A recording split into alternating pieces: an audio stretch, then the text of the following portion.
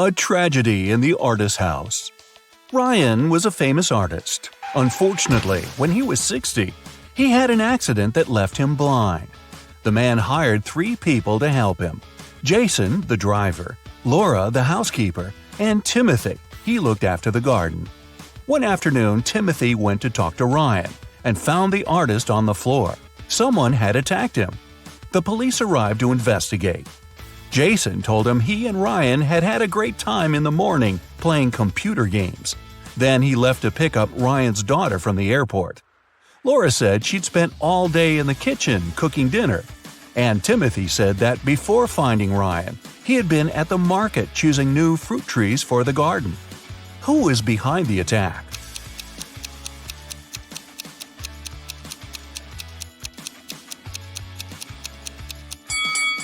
It was Jason. Ryan was blind and couldn't play computer games. Bizarre guests.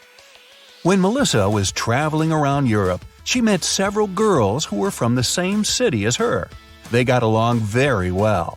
When all of them returned from the trip, Melissa decided to organize a get-together and invited them to her house. The girls came with a big cake and lots of colorful balloons. But even before they touched the food or drinks, Melissa felt dizzy and lost consciousness. When the girl recovered, she was having a splitting headache. There was nobody around, and all her money and other valuables were missing. Melissa looked at the photos taken before she fainted. After examining them for a couple of minutes, she understood what had happened. Can you figure it out?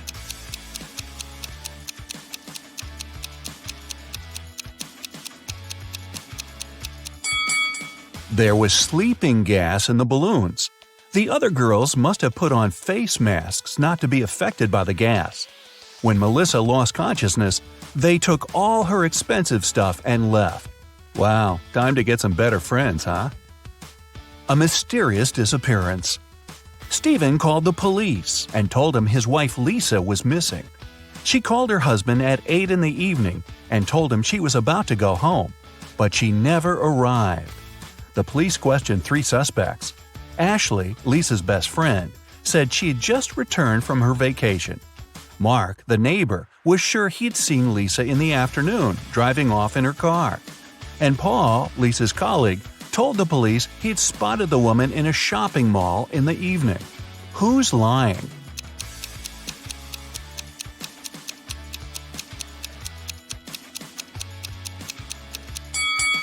Paul knows something about Lisa's whereabouts. The woman wasn't in the shopping mall that night. She was at a movie theater. A call to the police. Amanda was going through a deserted park when someone hit her on the head. When she recovered, her bag, along with her phone, money, and documents, were gone. There were no people around but for one elderly lady. Amanda rushed toward her, explained the situation, and asked to call the police.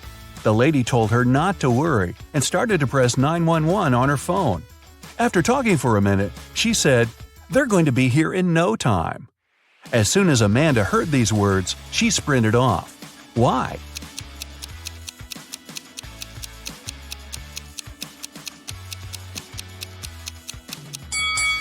Amanda saw the lady's phone didn't have any signal.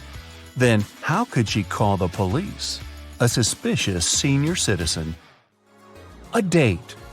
Betty was on cloud 9 after 2 guys asked her out. But she felt she couldn't give hope to both of them. She had to choose one. Stephen was her secret crush. From a rich family, handsome and smart. She'd been dreaming about him for a year. John was a good guy too. She knew for sure he was kind and funny. The girl was at a loss. Which one should she pick? Any ideas?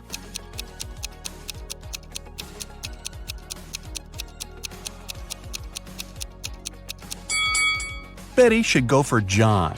Stephen isn't serious about her. He has a lipstick mark on his neck, left there by Stanley. So yeah, better choose John. A bizarre code. Brian's friends invited him to spend the summer vacation in Europe with them. Unfortunately, the guy had serious study problems.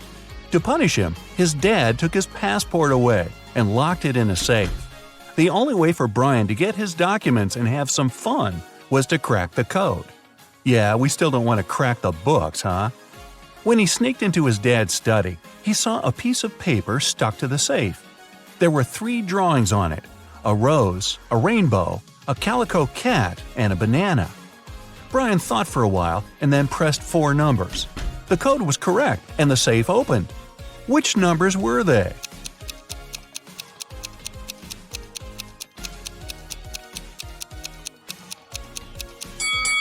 "2731. Each digit corresponds to the numbers of colors of the objects in the picture. An anxious husband. A man called the police. He could hardly talk. "My wife! She got into a car accident!" When the police arrived, the woman had been already rushed to a hospital. The detectives found out that she had crashed into a tree right next to her house. The car was beyond repair. One of the police officers examined the vehicle and saw the woman's bag. Inside, he found her driver's license and car keys, some money and bank cards, a notebook, and her passport. After that, the husband was immediately arrested. Why?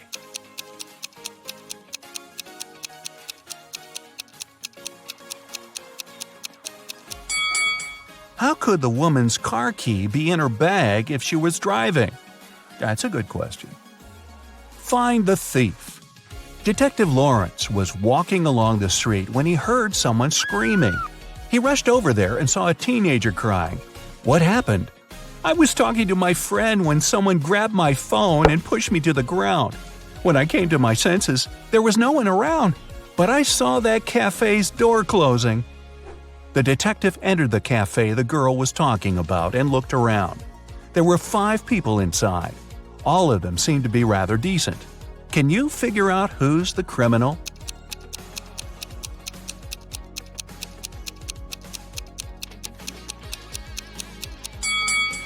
It's the man near the coffee machine. His drink is still steaming. It means he just bought it. A crime in the neighborhood. One day, Mr. Martin called the police. His car was stolen right from the street outside his house. The detective questioned 3 suspects. Eric, a teenager who lived next door, said he had been at school and had seen nothing suspicious. Amy, a young artist renting a house across the street, had been too engrossed in her work to pay attention to her surroundings. But Mr. Brandon, an elderly man whose house was next to Amy's, accused Eric of taking the car. Mr. Brandon was having his breakfast when he saw the teenager get into the vehicle and drive off. Strangely, after his words, the police officers arrested the elderly man. Why?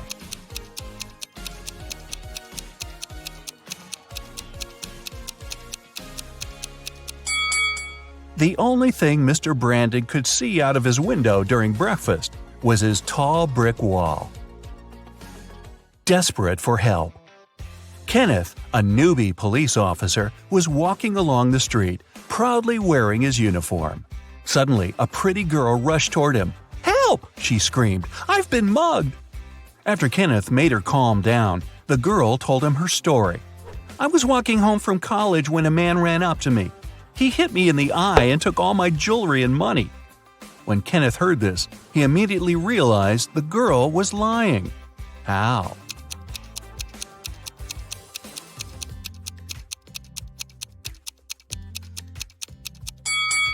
The girl was wearing glasses. If the criminal had hit her in the eye, her glasses would have been shattered. A runaway wife. Sharon's husband was a wealthy businessman. He never had time for his wife. One day, the young woman had enough.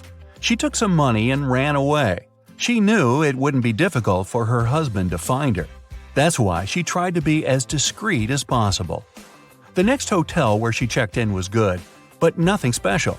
She hardly had enough time to unpack her things when someone knocked on the door. The man said he was from the reception. But when Sharon opened the door, she realized her husband's people had found her. How did she figure it out?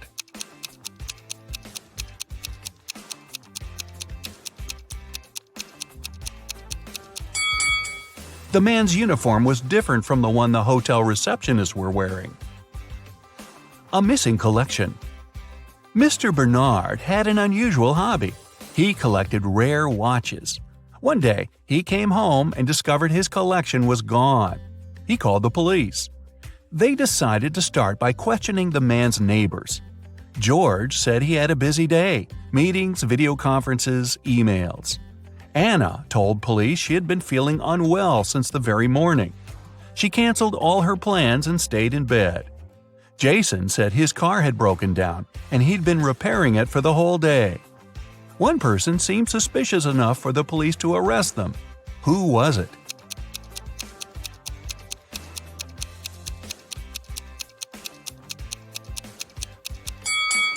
Anna was lying. Look at her, all dressed up, wearing accessories and makeup. She doesn't look like a person who has spent all day in bed.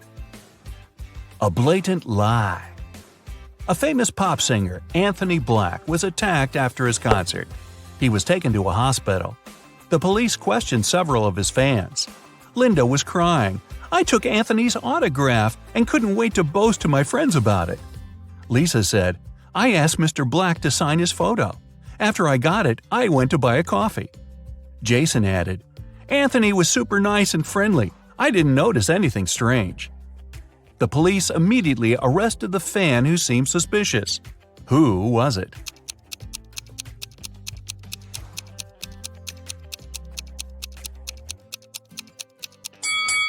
It was Lisa. The autograph in the photo looks different from the singer's real signature. I know something that will wake your brain up better and faster than coffee. Yep, it's time to find your magnifying glass. Oh my god. Look at this picture attentively. What's wrong here?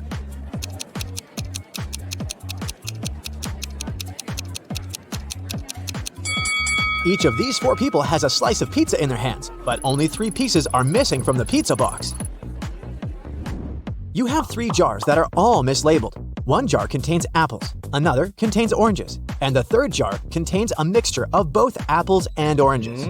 You are allowed to pick as many fruits as you want from each jar to fix the labels on them. What is the minimum number of fruits that you have to pick, and from which jars to correctly label them? Yeah.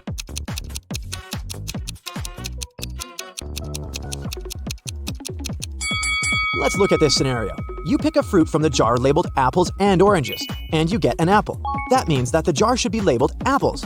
Now, the jar labeled oranges has to be labeled apples and oranges.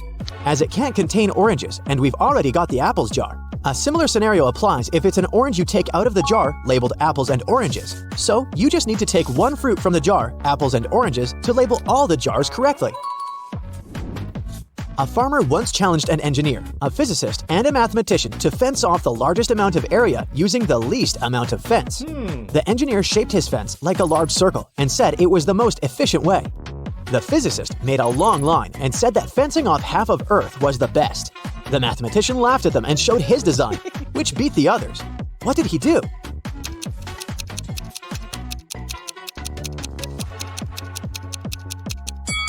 The mathematician made a small circular fence around himself and declared himself to be on the outside. Every day after work, Jack arrived at the train station at 5 p.m. His wife left home in her car to meet him there at exactly 5 p.m., picked him up, and drove him home. One day, Jack got to the station an hour early and started walking home. He was walking until his wife picked him up along the way. They got home 30 minutes earlier than usual. How long was he walking?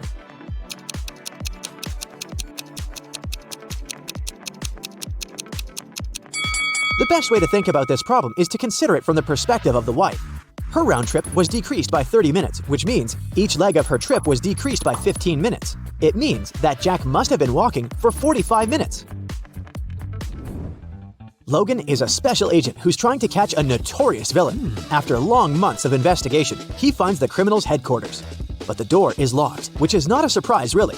Logan sees a screen next to the entrance. He touches it, and the display lights up. It must be a riddle. And our special agent needs to solve it to get inside. Add one line to make it right. 9.50 equals I-O-I-O-I-O. Logan cracks the puzzle in no time. What's the answer?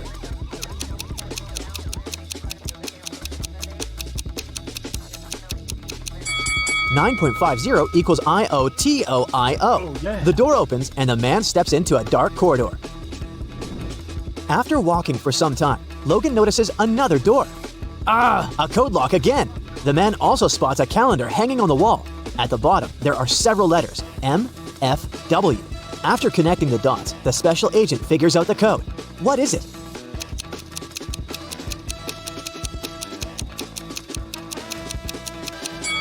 It's 153. The letters stand for the days of the week: Monday, Friday, and Wednesday. Monday is the first day, Friday is the fifth, and Wednesday is the third one. Oh yeah. Look at these two families. Which one is fake? What do you think?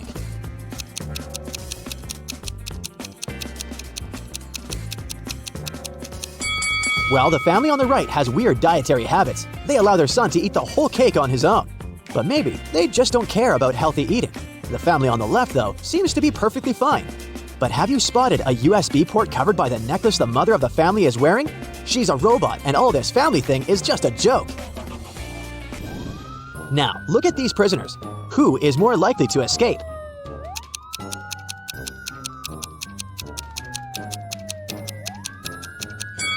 Huh, gotcha. Neither of them. The one on the right will be stopped by the prison guard, while the one on the left will end up face to face with these pretty unfriendly dogs. How about these girls? Which one lacks common sense?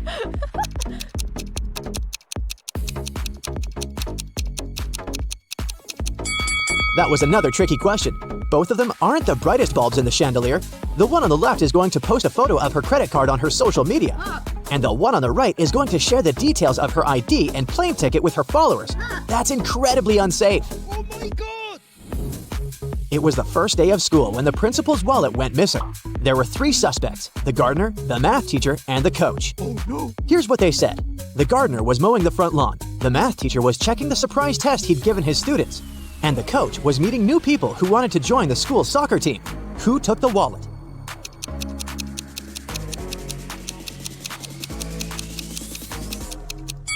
It was the math teacher. No one gives surprise tests on the first day of school. Look at these women. Can you figure out which one isn't pregnant?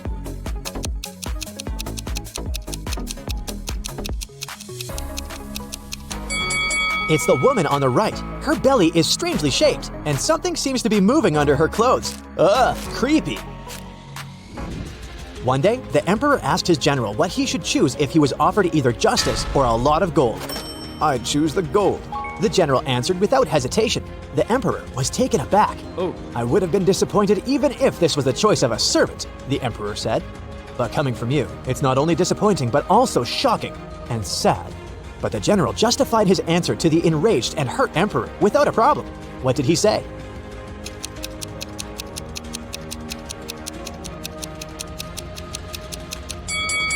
He said that people asked for what they didn't have. Under your majesty's rule, He then added, justice is available to everybody, but I am a spendthrift and always short of money. That's why I said I would choose the gold. the answer pleased the emperor, and his respect for the general was restored. The police arrived at a ski resort early in the morning. At night, someone attacked the manager of the hotel, and he was taken to a hospital, still unconscious. The police suspected 3 people, Laura, James, and Arthur, who had arrived the day before. The officers inspected their rooms, and here's what they found. Look at these things attentively and try to understand who attacked the manager.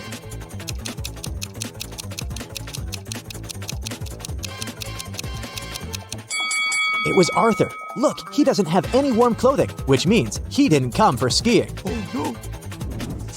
Allison is a big boss in an international company.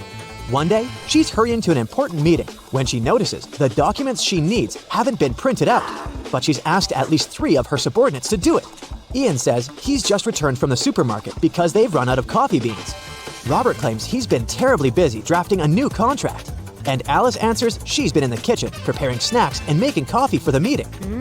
Who's actually forgotten about the task and is making up excuses at the last moment?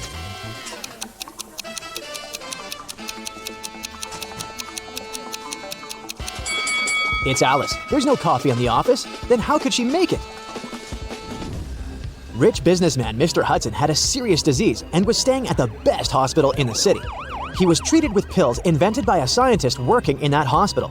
Mr. Hudson was feeling better and better and was getting ready to be discharged. But then, one morning, he was found in critical condition. The police had 4 suspects: the cleaner, the businessman's nurse, his assistant, and the scientist. The cleaner said that Mr. Hudson liked when his room was tidy, so she came every day to clean it. The nurse said that she gave Mr. Hudson's injections every morning, and they had even become friends. The scientist was very upset. His disease was complicated, but we've made such progress. And today, this happened. And the assistant answered that her boss asked her to bring his favorite sweets every day. And she did just that. Can you figure out who caused the worsening of Mr. Hudson's condition?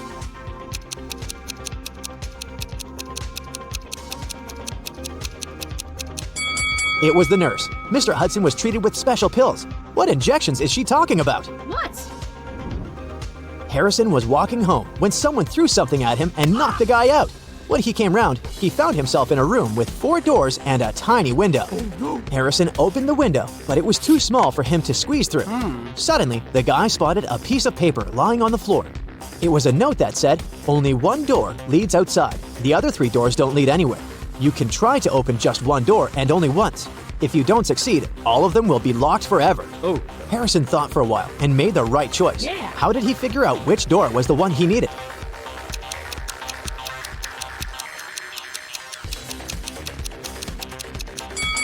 He opened the window.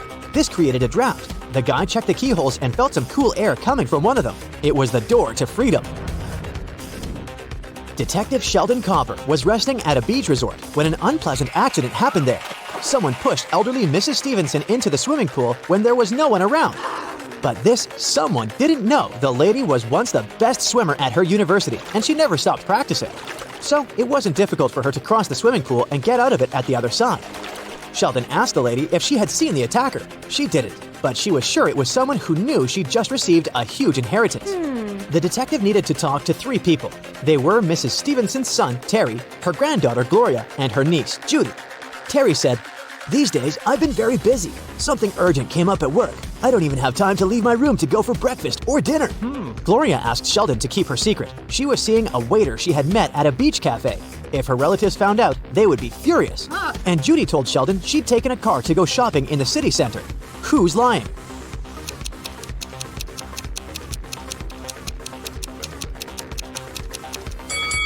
Terry. The man looks sunburned.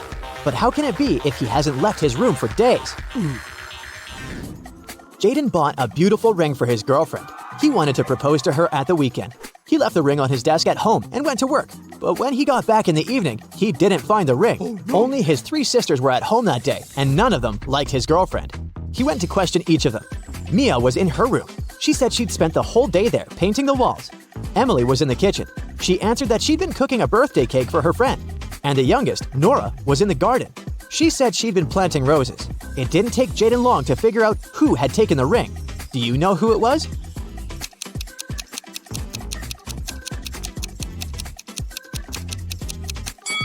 It was Nora. She looks too tidy for a person who was supposedly spending the entire day in the garden. What? Plus, she doesn't have any gardening tools. The best player of Julian's volleyball team disappeared right before the game. Julian's main suspects were 3 players from the rival team. Jackson said, "I've just returned from the gym. I was warming up before the competition." Leo had to pick up his wife and daughter from the hospital, and Ryan claimed he'd fractured his leg, and the team doctor was giving him a massage. Who's behind the player's disappearance?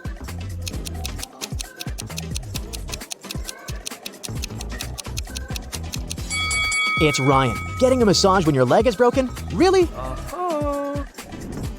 Can you figure out the answer to this rebus riddle?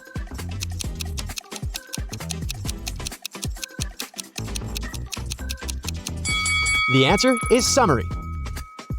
Kira is a very independent young lady. 2 years ago, she moved into a 1-story house in Alaska. Since then, she's been living there with her dog. Her house is made of sandstone, and it's pretty cozy and warm. Can you guess the color of the stairs inside?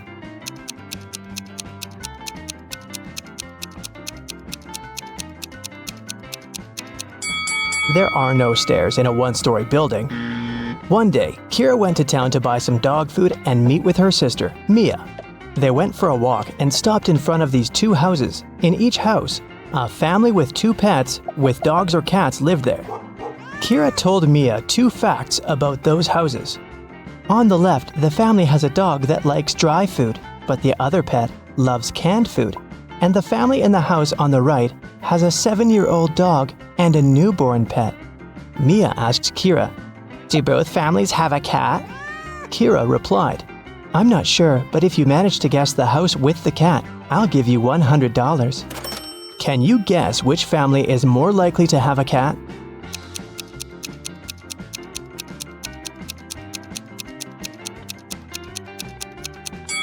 Okay, let's analyze this. The house on the left offers us 3 possible scenarios: a younger cat and an older dog, a younger dog and an older cat, or just 2 dogs.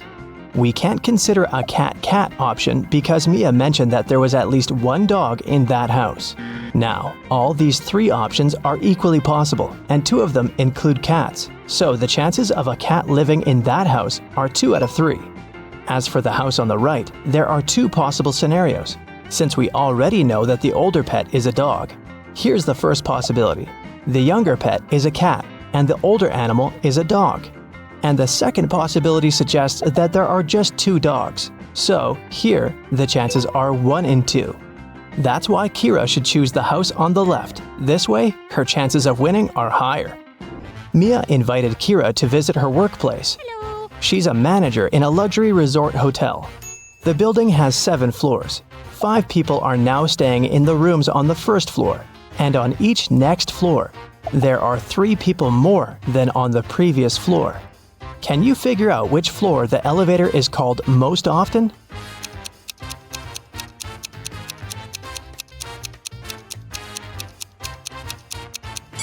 To the first floor. Any person living not on the first floor has to call the elevator to get to their room. Will is a famous billionaire. He decided to stay in the best room in the hotel. He's got 3 gold bars that weigh 4, 2, and 1 pound respectively.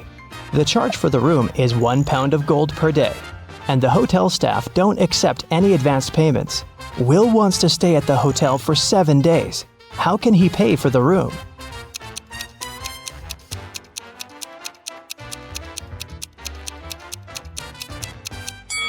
Here's the scheme. On the first day, Will should give them his 1 pound bar. On the second day, he should give the 2 pound bar and take his 1 pound gold bar back. On the third day, Will should pay with the 1 pound bar again. And on the fourth day, the guy should give the 4 pound bar and take both the 1 and 2 pound gold bars back. On the 5th day, he can pay with the 1 pound bar. On the 6th day, he can give them the 2 pound bar and take the 1 pound bar back. And finally, on the 7th day, Will should pay with his last 1 pound gold bar. Will offered Mia a deal. "If you crack my riddle, I'm going to give you the biggest diamond from my collection." He arranged these matchsticks in a square, which contained 4 smaller squares.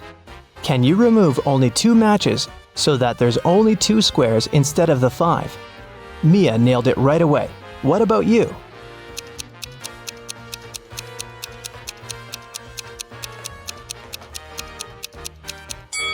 Here's the solution.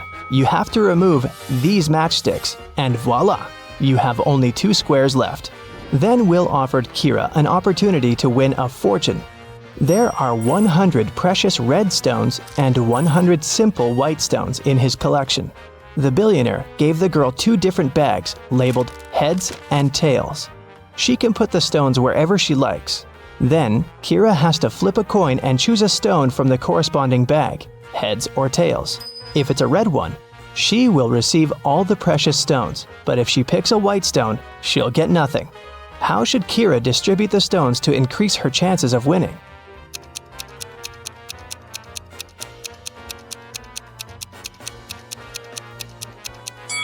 If she puts just 1 red stone in one bag and all the other stones in another, her chances of winning will be 3 and 4. Let's wish her luck.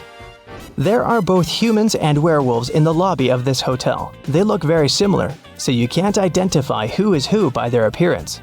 Both people and werewolves tell either only the truth or only lies. These 2 handsome gentlemen came up to Mia and Kira. Adam said, "Bill is a lying werewolf and I'm a human." And Bill said, "Adam is telling the truth." Can you help Kira and Mia decide who these 2 guys really are?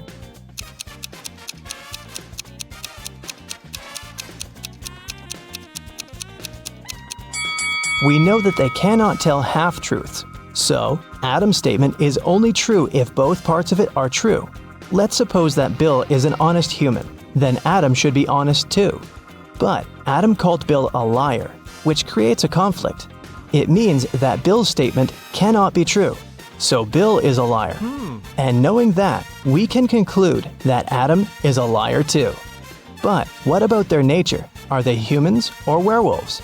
Adam's first statement is a lie, which means that Bill is not a werewolf. Therefore, Bill is a lying human. And the second part of Adam's statement means that he's a lying werewolf. Adam and Bill invited Kira and Mia for dinner. When they asked the ladies about their parents, Kira replied, "We have the same father and mother, and we were both born on the same day." Adam asked, "Are you twins?" Mia replied, "Nope, no we're not. How can this be possible? Have you guessed?"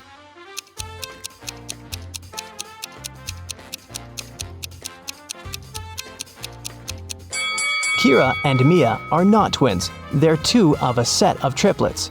They have a third sister, Sophie. Hi. Kira and Mia went to the swimming pool. They saw 10 swimmers chilling on sunbeds near the pool. 2 of them decided to jump into the water. How many swimmers remained near the pool at that moment?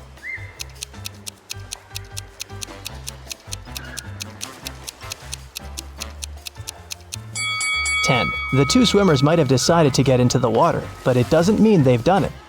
Kira entered a very small dressing room. There were 4 cats sitting in 4 corners. There were 3 cats across from each cat.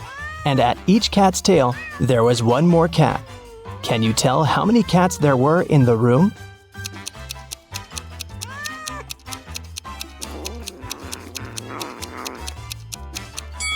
The room was very small. Each cat was sitting near the tail of the cat from the neighboring corner. In the ladies' room, Mia met this weird woman standing in front of the mirror and applying some lipstick on her forehead.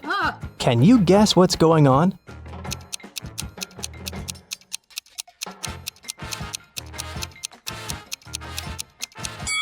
She's trying to make up her mind.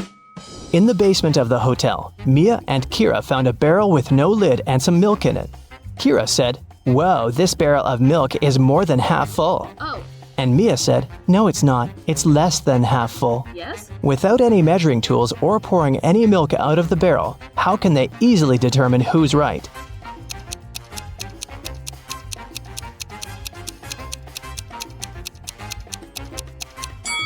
They should tilt the barrel until the milk touches its lip. If the bottom of the barrel is visible, it's less than half full. And if the bottom is still completely covered with the milk, then it's more than half full.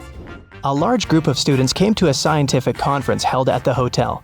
280 students study chemistry, 254 students study physics, and 280 students study biology. At the same time, 97 students study both chemistry and physics, and 138 students study both physics and biology. And 152 students study chemistry and biology. Also, there are 73 students who study all 3 subjects. Can you figure out the total number of students at the conference?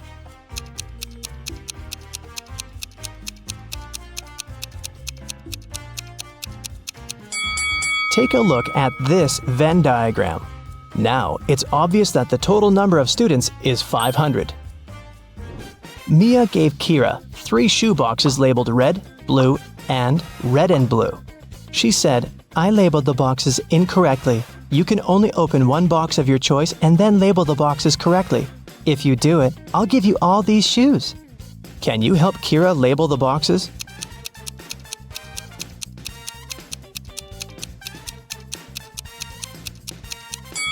Kira should opt for the box labeled red and blue.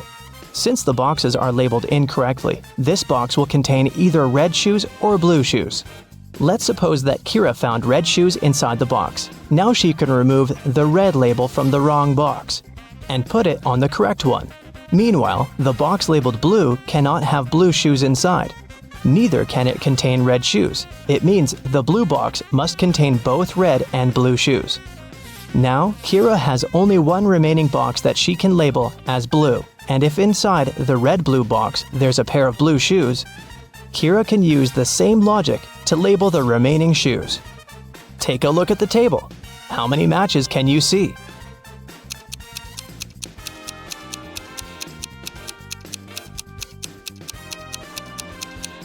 8.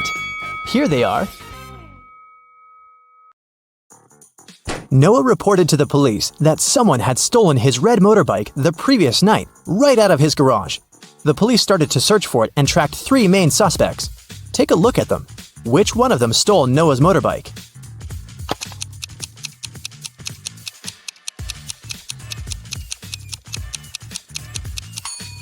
It's this guy on the right. Look closely. His motorbike is painted, but the paint is a bit dripped, and you can spot the old red color.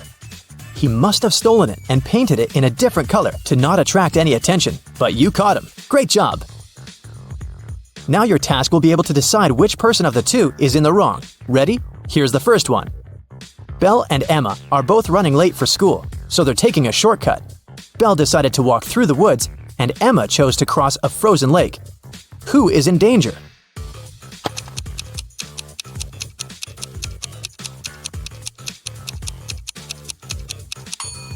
Emma. Look, there are cracks on the ice surface of the lake. Nicole and Diana are spending time with their families. Nicole is playing board games with her dad, and Diana is watching a movie with her sister. Which one of them is doing something wrong?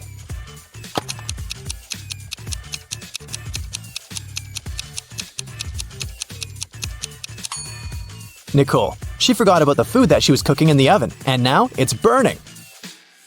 Pamela is getting ready for a business meeting at 12 o'clock. William is driving to pick up his mother from the airport. Her plane arrives in half an hour. Who missed something?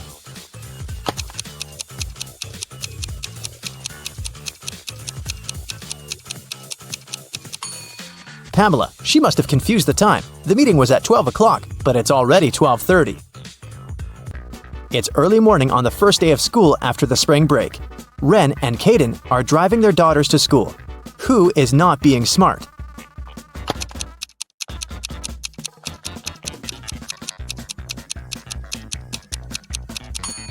Caden. His daughter isn't even in the car. Sophie and Ruby were having a picnic outside when it got dark. They packed their things and took off to go home and watch a movie. Who is wrong?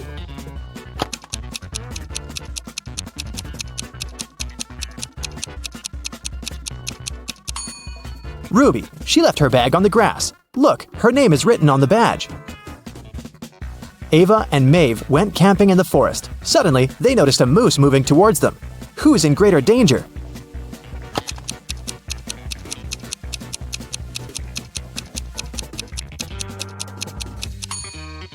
Ava for sure. She's wearing heels. Who wears heels on a forest walk?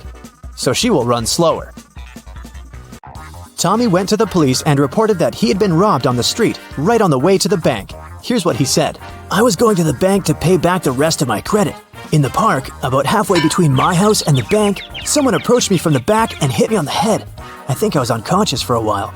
When I came back to my senses, the money was gone. I remember that the person was wearing a black hoodie and had blonde hair, but I can't say more. The detective didn't believe him. Why?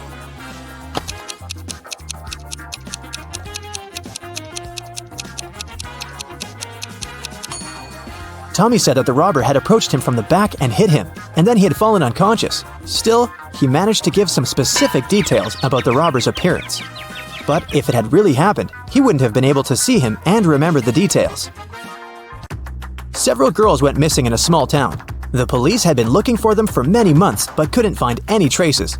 One day, they finally managed to follow the kidnapper and found the place where the girls were kept hostage.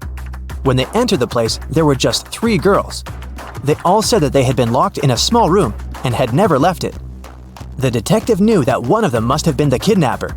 The first girl said that her name was Annika and that she had spent the last year there. The second girl, Amelia, said that she'd spent about half a year there. The third girl said that her name was Flora and that she'd spent about 9 months at that place. Can you guess who's lying?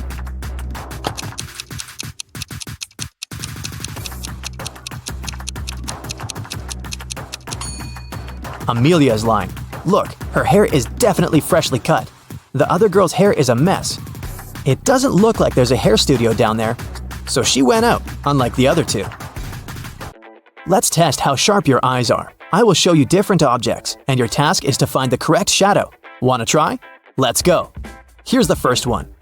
Can you find the right shadow of this plant?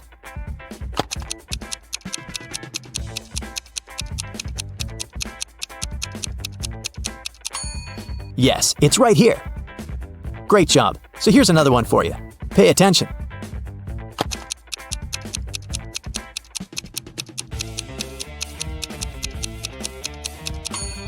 Look, here it is. Now let's make it harder. Can you find the right shadows here?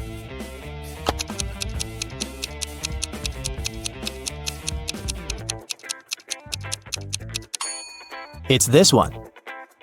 Now look at the pictures I'll show you and try to find the odd one out.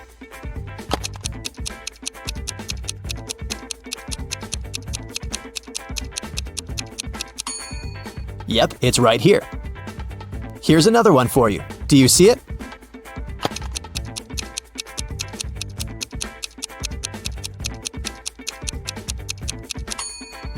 Look, here it is.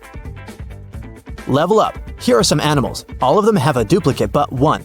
Which one is a singleton?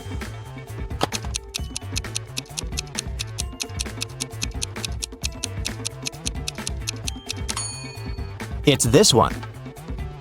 A long time ago in what is now Sweden, a princess was kidnapped. The kidnappers locked her in a small room on one little island surrounded by a huge lake. Even if she managed to get out of the room, she wouldn't be able to cross it. So she was safely hidden there. And only once a month, someone would bring her food. There was nothing on the island, and she couldn't build anything to swim. Still, after half a year of being held hostage, she escaped and returned back home safely. How did she manage to do it?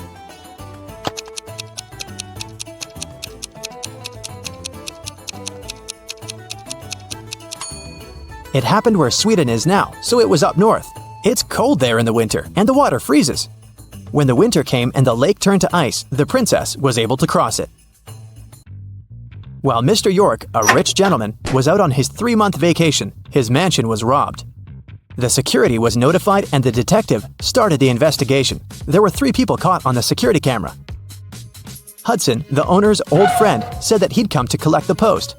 Leo, the cleaning man, said that he had come 3 days ago to clean the house. Maverick, the gardener, said that he had come every week to take care of the garden and the houseplants. All of them denied stealing anything. Who's the robber?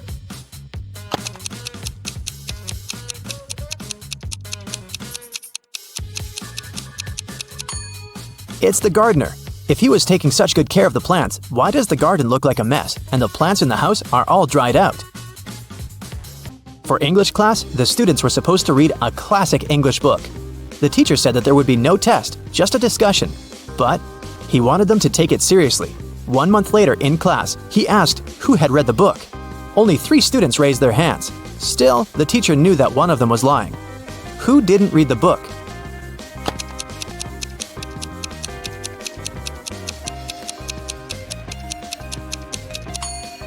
It's this student. The copies of the other 2 students' books are definitely used. Look, their spines are bent. But this student's book looks absolutely new and perfect. In the morning, a big sum of money in the office went missing from the accountant's bureau. 3 people were in the office at the time. Haley, the accountant, said that she'd left for several minutes to go to the bathroom. Eric, the software manager, said that he'd been busy with his work. But even if he wanted, he couldn't possibly have done it because the key hadn't even been there. Joseph, the cleaning man, said that he'd been cleaning the 2nd floor at the time. Can you tell who's lying?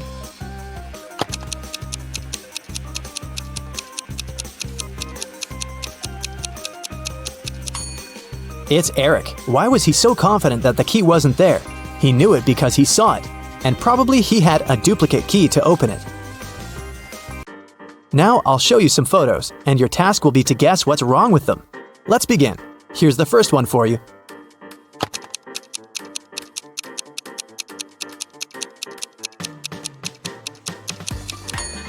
Look, there's a lot of snow, so it's obviously winter, but the leaves on the trees are green. That's a mismatch. Can you tell what's wrong here?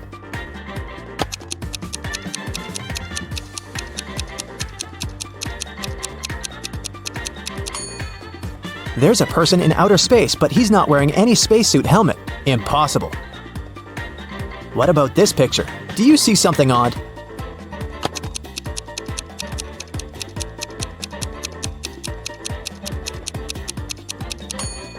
Look, this one is definitely a cat. I don't think it belongs there underwater. Look closely. Do you see a mismatch here?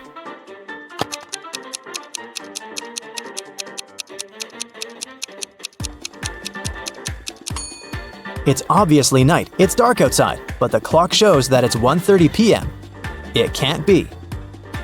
What do you think about this photo? Anything weird?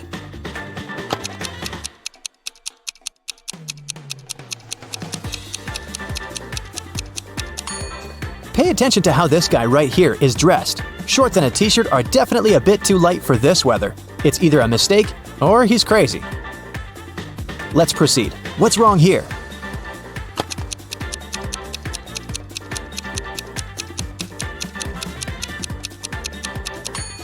The cow right here is too small. It's the size of a chicken, and also the chicken is too big, I think. The police finally tracked a house from where someone was doing illegal online activities. The next day, they broke in, but there was no one there, and the house looked abandoned. Dirty, dusty, with broken windows. They decided it was a mistake. What do you think? Does anyone ever come here?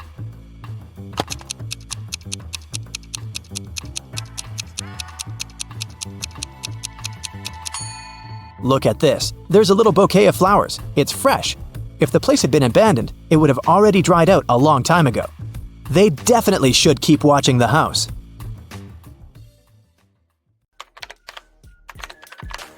Oliver was attacked in his flat and taken to the hospital. There are 4 suspects, all of them Oliver's neighbors. Wow, I'd find another apartment. Amelia said she'd been walking in the park since early morning. Henry explained he had been painting in his studio and had heard nothing.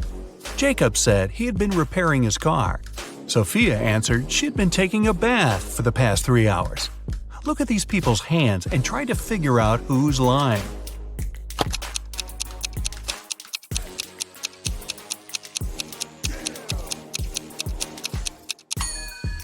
It's a bit strange that Jacob, who was repairing his car, and Henry, who was painting, both have such clean hands, but they could be wearing gloves. On the other hand, Sophia's hands and fingers don't have wrinkles. But it would be a natural skin reaction after 3 hours in a bathtub. Sophia, you've been caught smooth-handed. The police found out there was a new smuggler in town. 3 people were under suspicion: Luna, a school bus driver, Jackson, a fire truck driver, and Daniel, an ambulance driver. All of them claim to have been busy with their work since the very morning. Can you figure out who's the smuggler?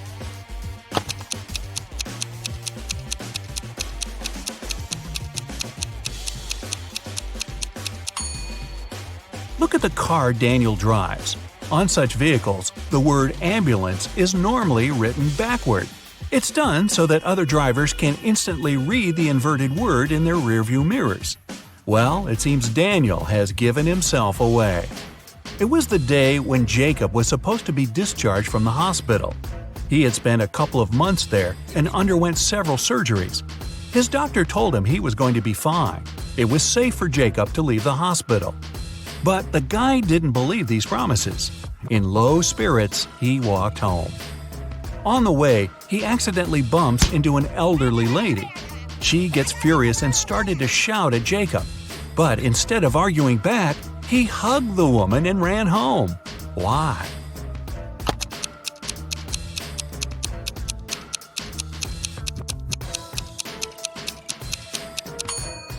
Jacob had hearing loss.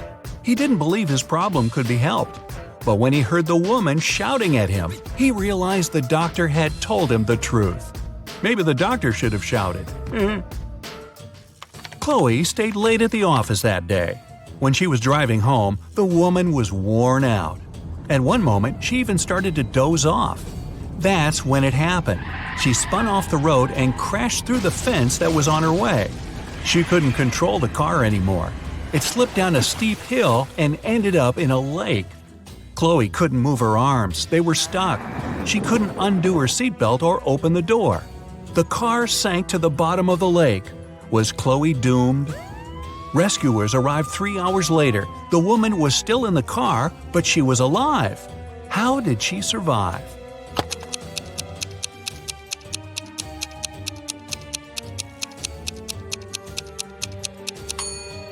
After the car hit the bottom of the lake, the water only came up to Chloe's throat. It was a very shallow lake. Good thing, huh? It was Jack's birthday, and the fellow got a present he had been dreaming about for ages – a motorbike. The next morning, he rode his bike to college and left it at the parking lot. During lunchtime, Jack decided to check on his motorbike. Imagine his horror when he found out someone had broken the mirrors. The security guard told Jack only 3 other people had left his building in the afternoon. They were Owen and Sam, 2 best friends, and Layla, the girl who once liked Jack but got turned down by him. Owen said he and Sam had gone to the campus cafe to get sandwiches for lunch. Sam confirmed this. He then added the bike could have been damaged by Layla out of revenge. But Layla told Jack her mother had visited her, and they had spent 2 hours together. So, who's lying?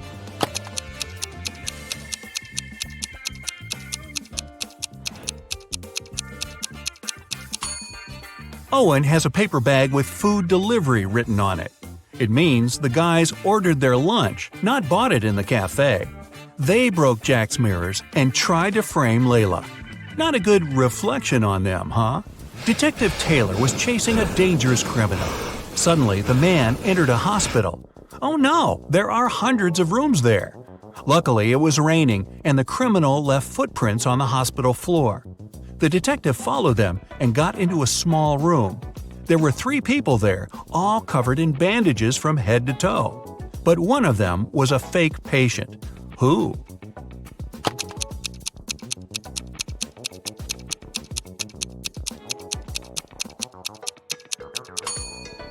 It was the dude in the middle. He didn't even have a medical chart next to his bed. Very quick job on the bandages, though. The CEO of a large company called the police. He was sure that one of his employees, Victoria, had stolen a memory card with secret information. She was going to sell it to their competitors. The police arrived at Victoria's house, but the woman didn't let them in without a warrant. The officers had to leave to get all the necessary papers. By the time they were back, Victoria had already been sitting in her car, ready to drive off. The police officers arrested the woman. They searched her car and clothes, but found nothing. And then, when they were about to give up, one of the detectives realized where Victoria kept the memory card. Can you figure it out?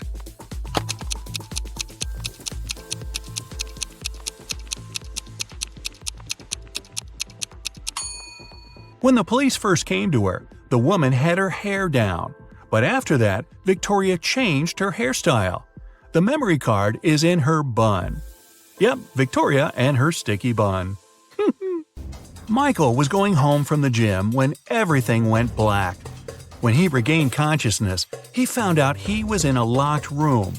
Next to the door, there was a computer with a keyboard. On the screen, there was a riddle.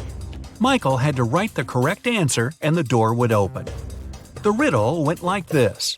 It makes 2 people out of 1. What is it? Michael typed the needed word and the door opened. He was free to go. What was the answer?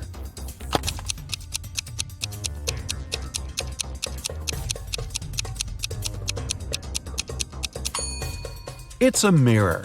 Oh, I was guessing a buzzsaw, but this one is better and not as messy. 2 best friends, Emily and Luna, came to a popular and expensive hair salon. At first, the administrator told the girls they had just one available hairstylist. But after making a phone call, she happily announced she had found another hairdresser. Emily and Luna could have their hair done at the same time. But in the process, it dawned on the girls that one of the hairstylists was fake. Which one?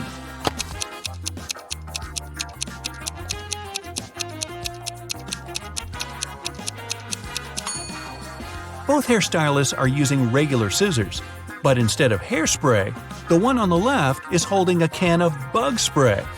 Yeah, that's a big clue right there. A man on a bike grabbed Sarah's bag with all her documents, money, and smartphone and sped off. The only way the girl can get her bag back is by taking someone's car and driving after the criminal. There are 3 vehicles parked nearby. Which one can Sarah break into and drive off? Borrow.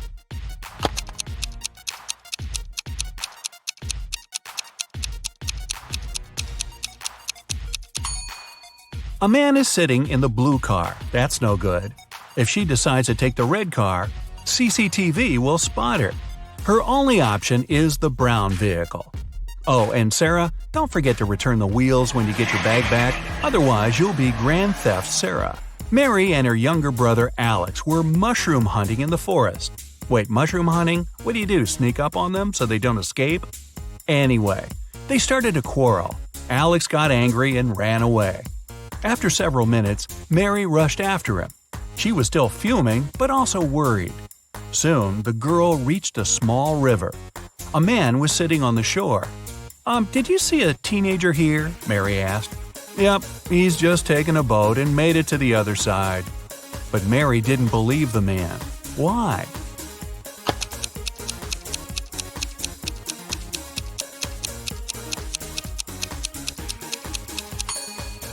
The boat is indeed on the other side, but the paddles are lying next to the man. How could the boy cross the river without them? So, where's Alex? Kidnapped by the escaped mushrooms? We may never know. Ella came to a party that took place in her best friend's house. It was a riddle party. All the guests had to crack mysteries and participate in different challenges. Ella's task was to get out of a locked room in the basement. The girl was blindfolded, taken downstairs, and left alone. After pulling the piece of cloth off her eyes, Ella noticed the door had a code lock. She also spotted a sheet of paper lying on the floor next to the door. There were 4 flowers drawn there. Ella looked at them for a while and entered the correct code. The door opened and the girl joined the party. So, what was the code?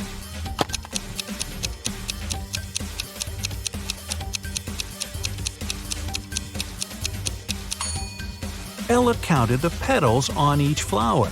The code was 5748. Carter was visiting his friend Mateo, who lived in another city. Mateo loved riddles. In the evening, he challenged Carter to get the key to the guest room where the guy was supposed to be sleeping. Mateo dropped the key in the bucket filled with cold water and told Carter to get it. But he couldn't touch the water or use anything to pull the key out. That night, Carter slept in the guest room. How did he get the key?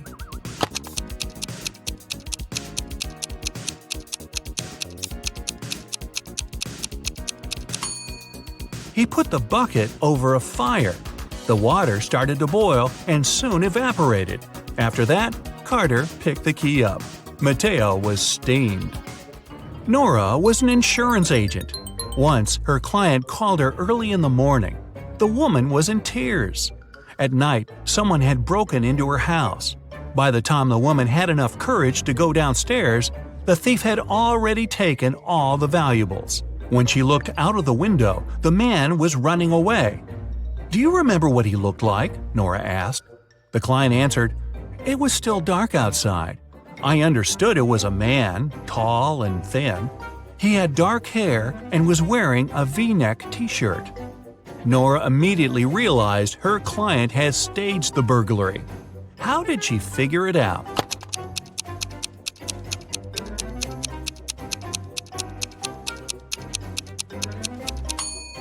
It was dark, and the man was running away from the client's house. Then how could the woman see he was wearing a V-neck t-shirt? Beats me. Get your eagle eyes ready for detail spotting, because this logo quiz will put your observation skills to the test.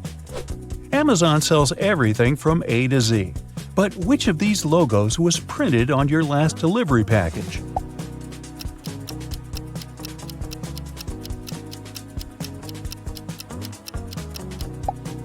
Yup, Amazon keeps its Z the same color.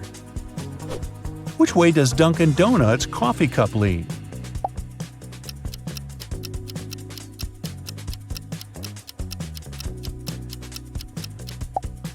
Away from the words. Good to know. We all use Google every day, but do you recognize its real logo?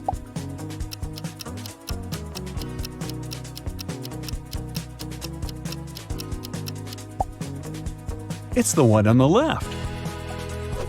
Subway or Subway?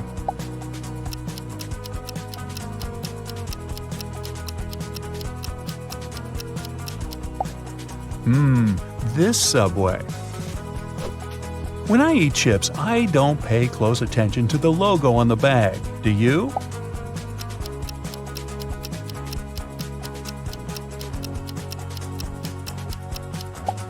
The real Lay's logo is this one. This one is subtle. Can you spot the difference?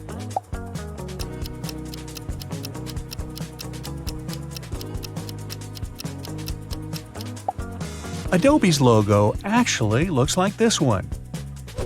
Are you a space fiend? Can you pick out NASA's real logo?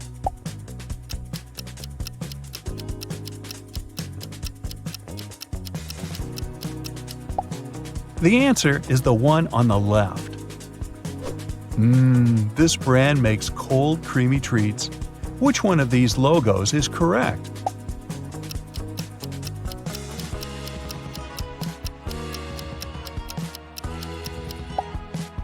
The heart faces this way.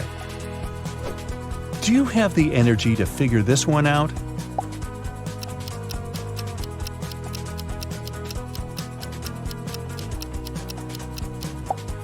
You betcha! Monster's logo is this one. Now, look closely. Can you distinguish the real shape of Pizza Hut's logo from the fake one?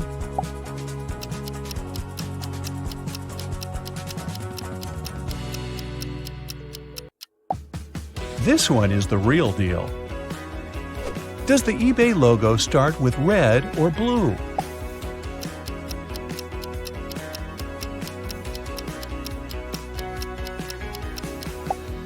If you got that one right, I know you'll always get the best deals online.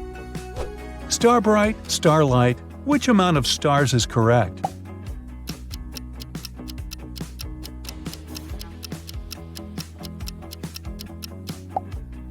The one and only. Which of these nests belongs to Nestle?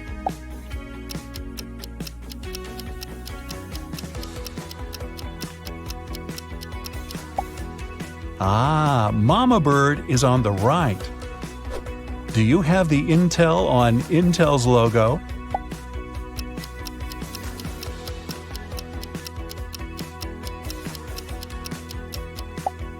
Exactly, it's on the left. LG's logo looks like a face, but how many eyes does it have?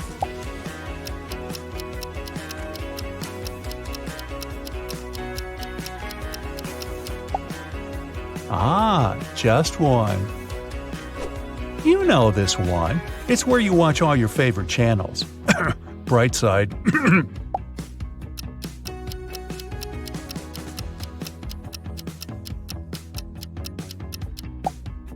Yep, I knew you'd get this one. Nay. Or more like vroom vroom. Which one is Ferrari's logo?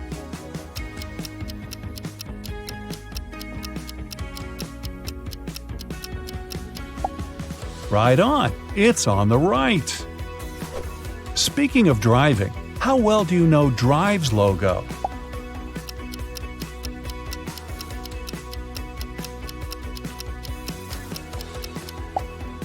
The answer is on the left. Are you a coffee or tea person? Coffee lovers, this one's for you.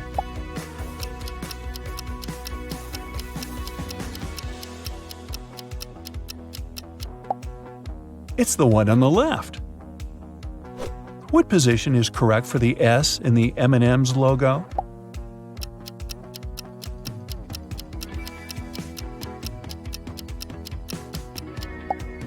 Yeah, the one on the right just looks better, doesn't it? Dell's slanted E sure has a lot of character, but which way does it droop?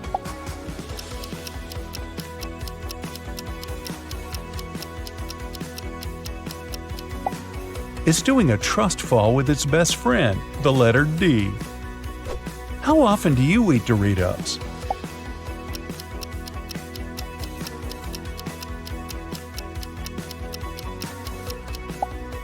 If you got this one right, they must be your favorite. Sprite is lemon-lime flavored, or is it lime-lemon? You tell me.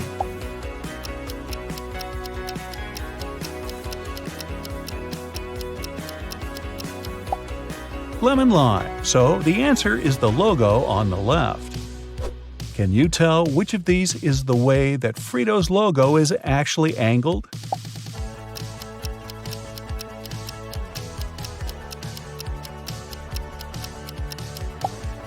Spot on! It's on the right. Pringles' mustache mascot looks like…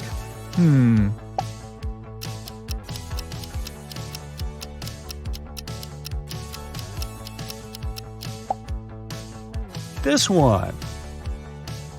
Which of these Cheetos logos is the big cheese?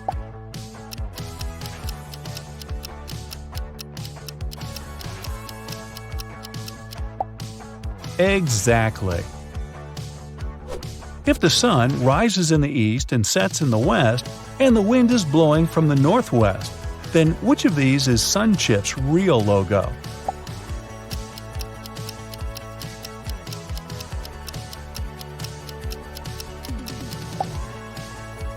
This one, of course.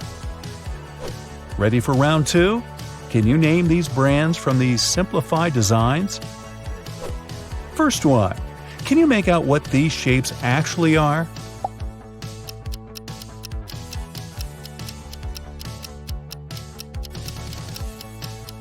Here's a hint.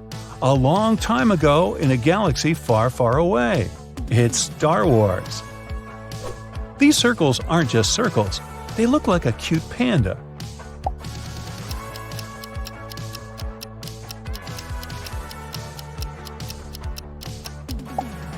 This panda belongs to the World Wildlife Foundation. Orange circles and pink circles. What could that mean?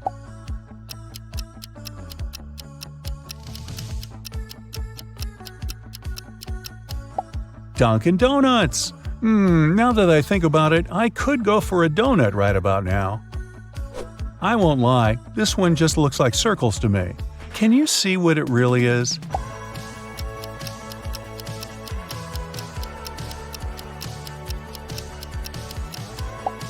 Oh, it's Kellogg's. I recognize these colors.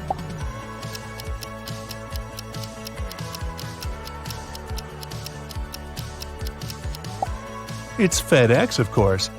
What else is blue and orange? These colors are even more iconic. Do you know them?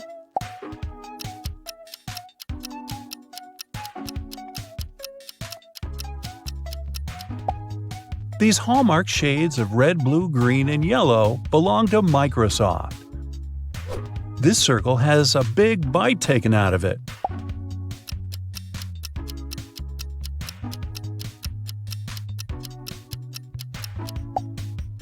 Oh, it's an apple, not a circle.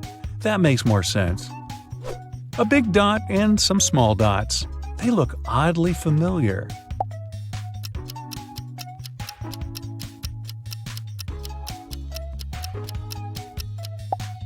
Google's logo is distinct, no matter how simplified. This one looks like a cloud, right? Is that a hint?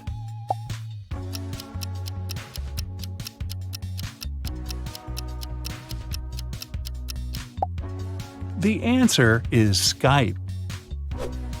This logo is black and white, but it's hard to tell what it is.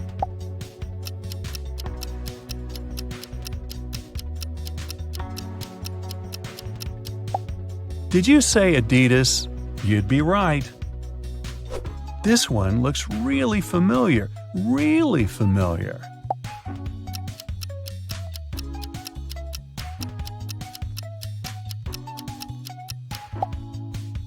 YouTube. Are these dots Morse code?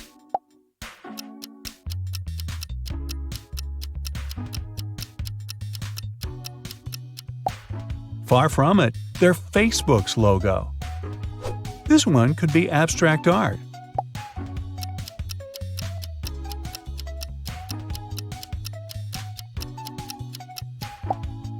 But it's actually just the web browser Firefox. What logo looks like a yellow daisy lying on its side?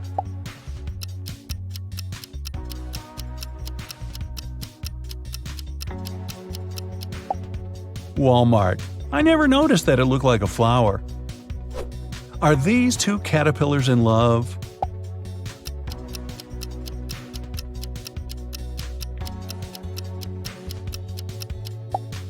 Nope, it's the ice cream shop Baskin-Robbins. What brand does this complicated emblem belong to?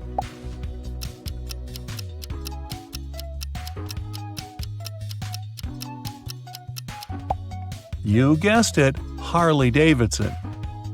If you love Brightside, I'm sure you'll also love science facts, so you'll know this one.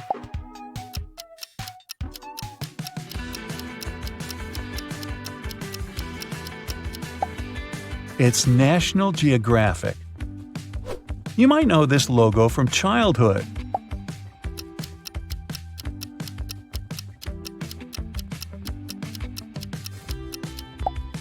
Yup, it's Lego. I love Lego as a kid.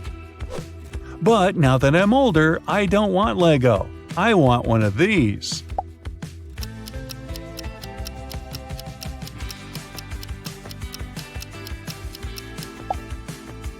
A Ferrari.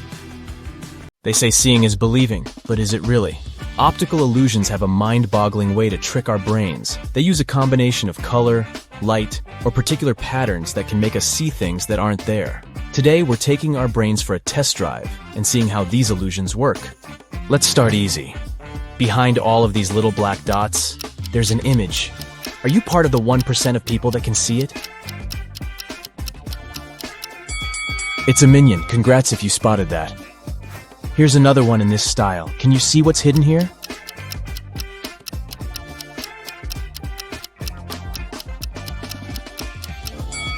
It's a ninja turtle. Honestly, you did need to be a bit of a ninja to see that one. And what about this one?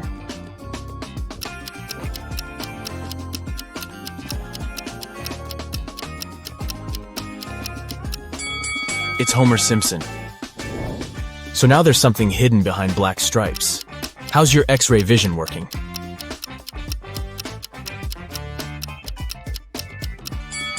You got it if you said it's one of the dragons from How to Train Your Dragon. That's cute. We're moving on to phase 2, so this will get a little bit trickier, okay? Your task is to find the fourth object in each image. You have 7 seconds to spot all 4 items. 3, 2, 1, go!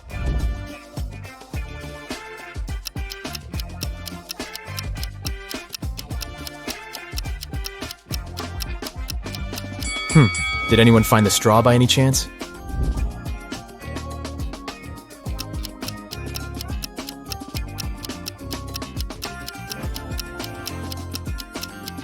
Anyways, could you spot the nail?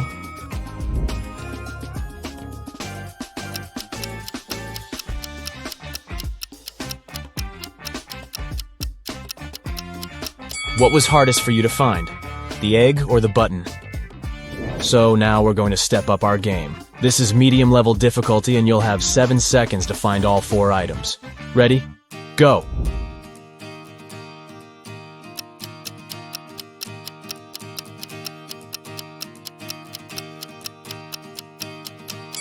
Did anyone find the French fries? I sure didn't. Up next, 4 women and a baby.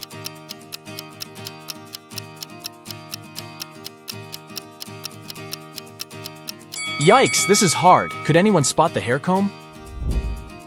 Here's another one for you.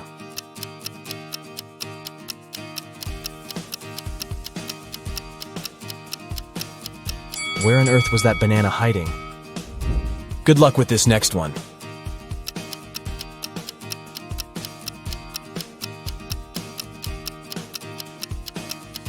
So the envelope is hiding behind the bathroom pipe. I love black and white.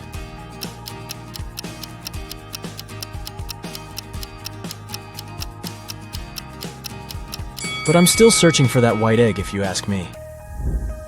If this were my room, my mom would be telling me to clean it up ASAP.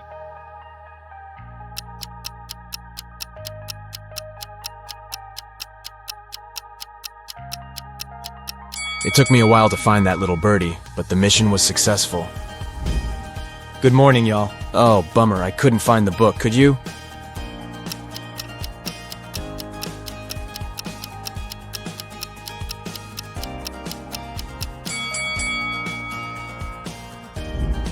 What object can't you find here?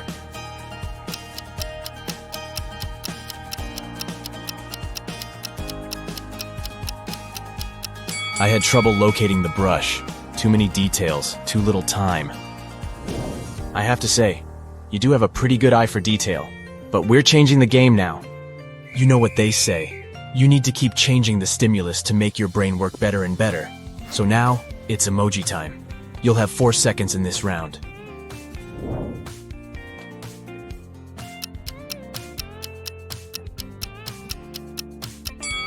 Did you see that one of them didn't have laughing tears? Where's the really sad emoji?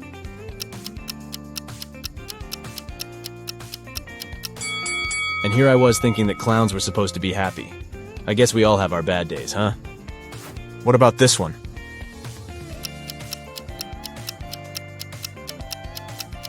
Oh, it's the browless one, isn't it? Can you spot the odd one?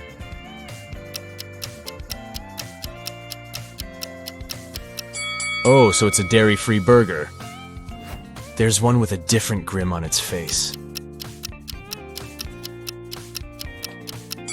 That's the one. I think your eyes are pretty warmed up now. So we'll move on to some hard-level optical illusions, okay? This first one is called the impossible triangle. But wait, what makes it so impossible? You have 7 seconds to figure that out.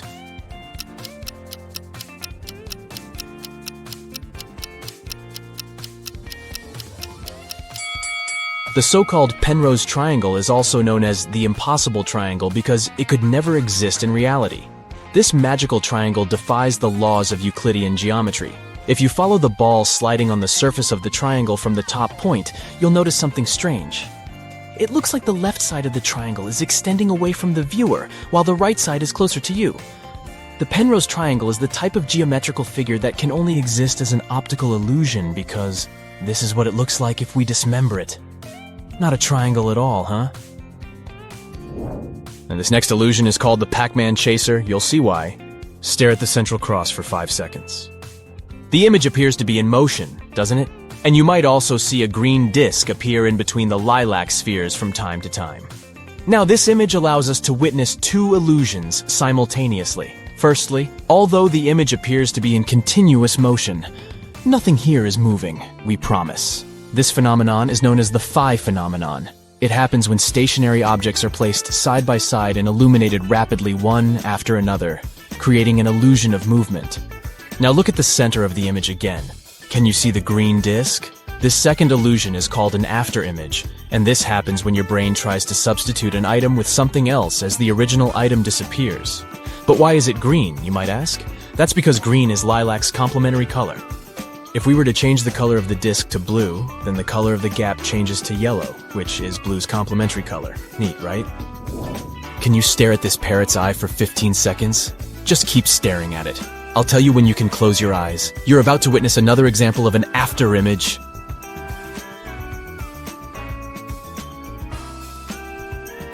3, 2, 1, and close your eyes. Can you see a red parrot? Isn't it amazing that even though this parrot is black and white, you have the illusion of seeing the color red? Again, this is just your brain trying to guess the color of something. Don't these snakes move beautifully? Except that, they're actually stationary. This classic optical illusion is caused by repeating asymmetrical patterns together with specific color schemes. The illusion mixes lighter colors like yellow and white with darker shades of blue and black. This combination makes your retina send signals to your brain, claiming that these circles are moving.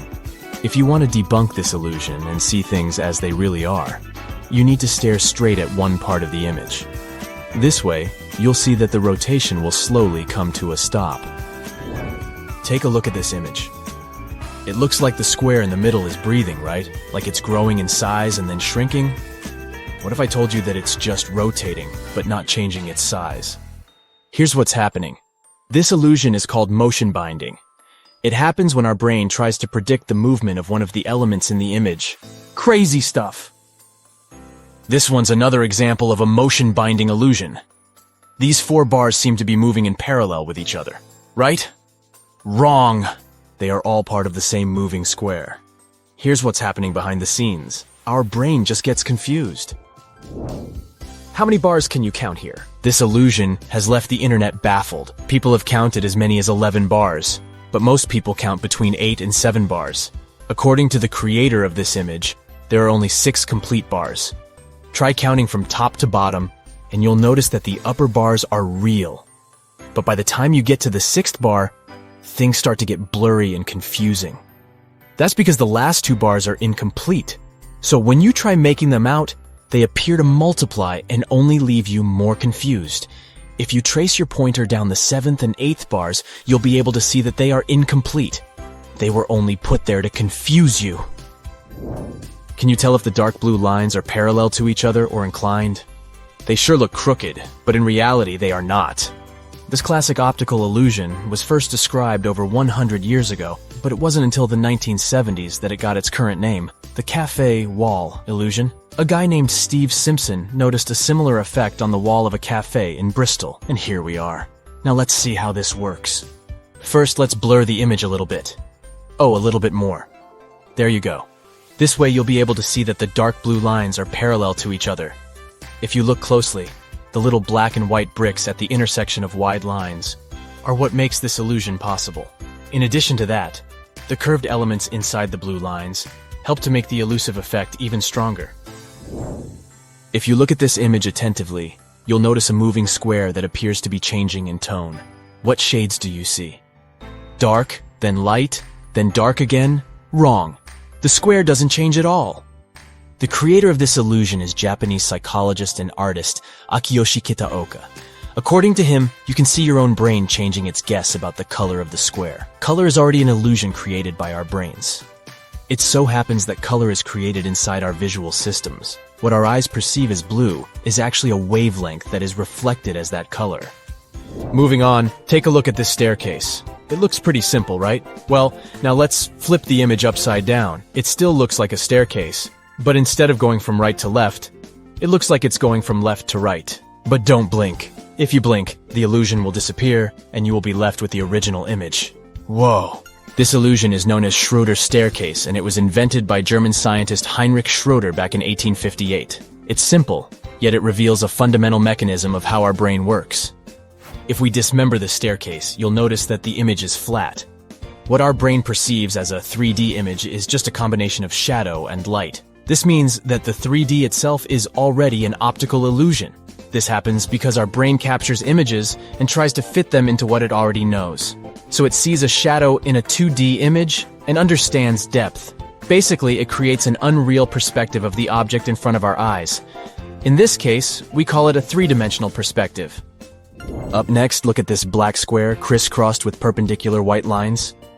If you look attentively, you'll notice that the white dots, situated at the intersection of the grid, shift their color from white to gray and back. When you concentrate on a particular dot, you see that it's white, but as soon as your attention wanders, the dot turns gray. That's the Hermann grid illusion. Amazing, isn't it? We can take this illusion one step further by positioning white dots at the intersection of gray lines. All are placed on top of the black background. If you look at this image long enough, you'll notice black dots starting to pop up at the intersections of the grid, creating a scintillating effect. Another name for this illusion is a simultaneous light contrast illusion. As you perceive the dots as white at one moment, and then, almost immediately, you see them as black. So why do our senses let us down by making us see gray or black instead of white? This illusion demonstrates one of the most important principles of human perception. You don't always see things for what they are. The retinal cells in our eyes act as light receptors. When only one receptor gets illuminated, it perceives more light than when its colleagues are also illuminated. This prevents the firing of nearby receptors. With the Erman grid illusion, the white lines are arranged in such a way that there's more light around the intersections than along the lines themselves. Thus, the dots at the intersections are more inhibited, and you see darker spots. What do you say? Did your eyes pass the test? I guess mine did, but my brain is a little bit tired. See you next time. Ready to unlock the mysteries of your personality and uncover what makes you, well, you? This personality test will help you reveal your strongest and weakest points. All you need is a notebook and a pen, but you can also use notes on your phone. Let's go!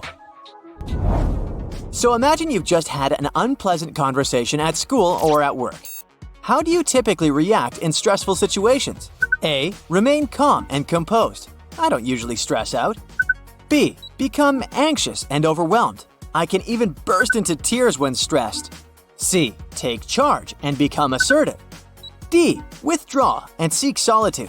I need some privacy.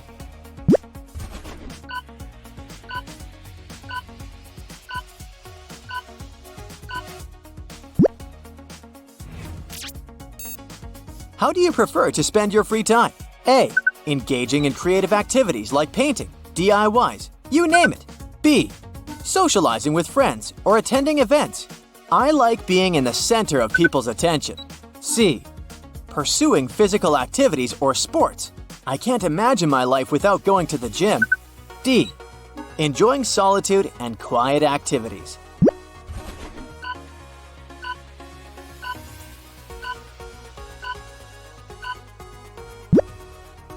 Picture it. You gotta make a super important decision. When making it, what would you rely on the most? A. Logic and reasoning. B. Gut instinct or intuition. I trust my senses. They never fail. C.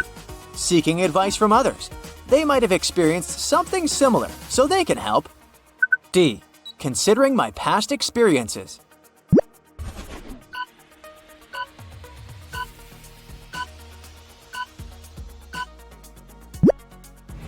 We all get criticized sometimes. How do you handle criticism?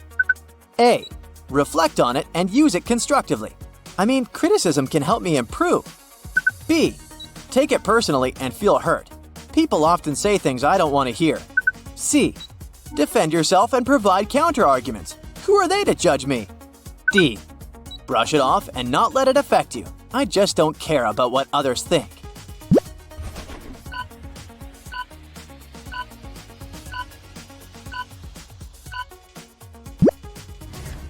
How would you describe your approach to work or tasks? A. Detail-oriented and organized. B. Flexible and adaptable. C. Competitive and goal-oriented. D. Independent and self-motivated.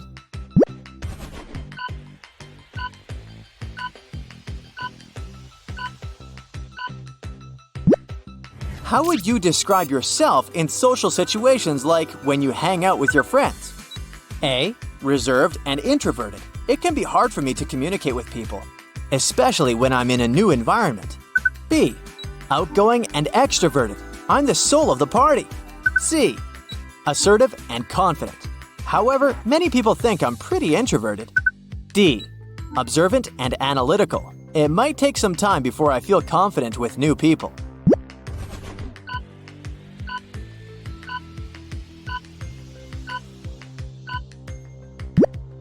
How do you handle unexpected changes or disruptions to your plans? A. Adapt quickly and find alternative solutions. B. Feel frustrated and struggle to adjust. C. Take charge and lead others through the changes. D. Analyze the situation before deciding on the next steps.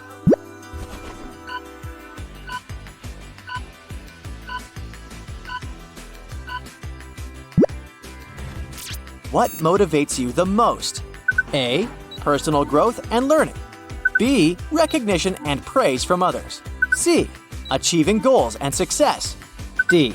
Independence and freedom.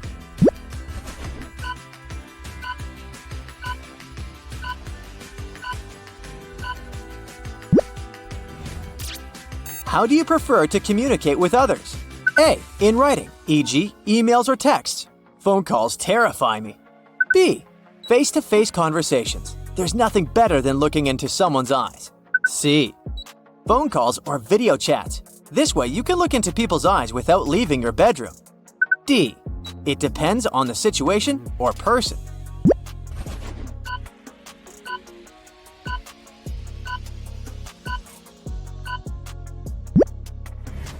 How do you handle disagreements or conflict with others? A. Seek compromise and find a middle ground. B. Avoid confrontation and try to keep the peace. I can't stand conflict. C. Stand your ground and defend your position. D. Analyze the situation objectively and propose solutions.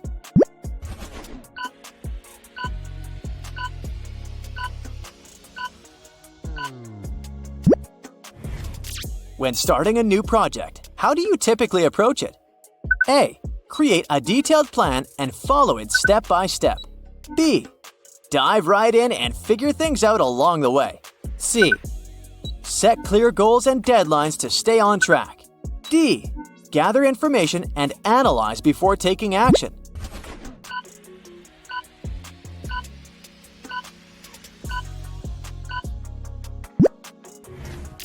How do you prefer to learn new things? A. Reading books or articles. B. Hands-on experience and trial and error. C. Attending workshops or classes. D. Observing others or receiving instructions.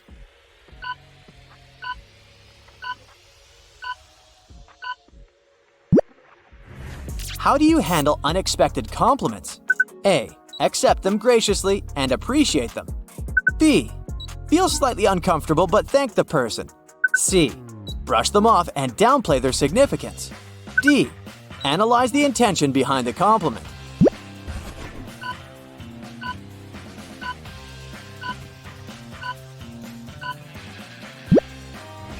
What is your attitude towards rules and regulations? A. They're important for maintaining order. B. They can be restrictive and should be flexible. C. They're necessary for fair competition. D. They should be questioned and revised if necessary.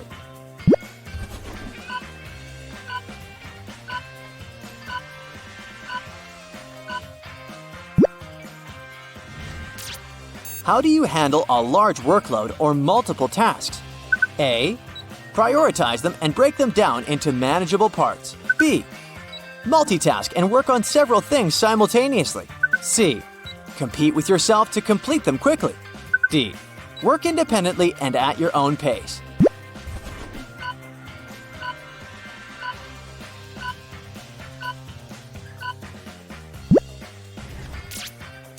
How do you handle failure or setbacks?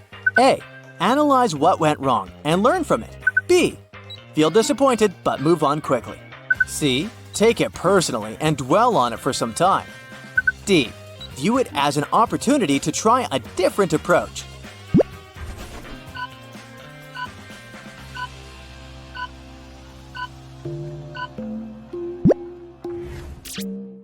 How do you approach meeting new people? A. Observe and listen before actively participating. B. Eagerly introduce yourself and initiate conversations. C. Take charge and lead the conversation. D. Engage in small talk and find common ground.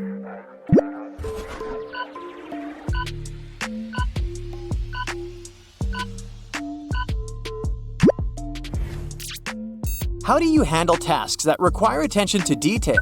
A. Enjoy them and find satisfaction in precision. B. Find them tedious, but complete them diligently. C. Delegate them to others if possible. D.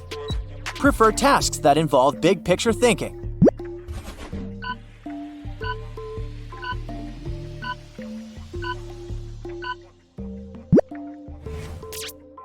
How do you handle unexpected praise or recognition? A. Appreciate it but remain humble. B. Feel proud and share it with others. After all, I deserve it. C. Use it as motivation to achieve even more. D. Analyze the motives behind the praise. Did they really mean to praise me?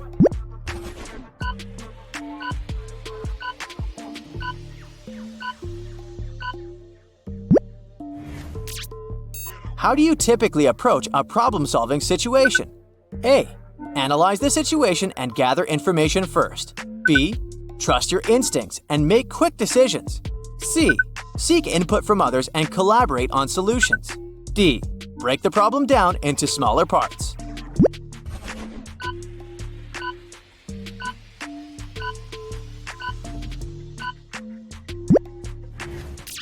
How do you handle criticism of your ideas or opinions? A. Listen to it openly and consider alternative viewpoints. B. Feel defensive and struggle to accept it. C.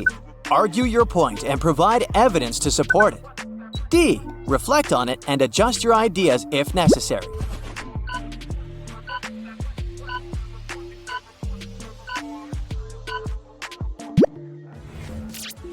How do you handle being in the spotlight or at the center of attention? A. Feel uncomfortable and prefer to stay in the background. B. Enjoy it and thrive in social situations. C. Take charge and lead others effectively. D. Observe and analyze the situation before participating.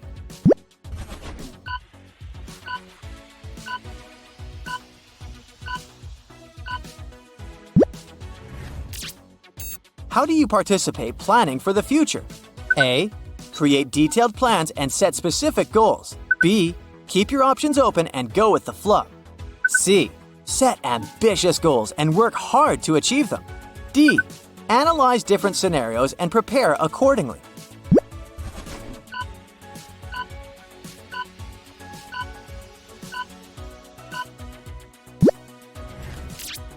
How do you handle personal or professional conflicts? A. Seek resolution through open communication and compromise. B. Avoid confrontation and hope the issue resolves itself. C. Assert yourself and fight for what you believe is right. D. Analyze the situation objectively before deciding on action.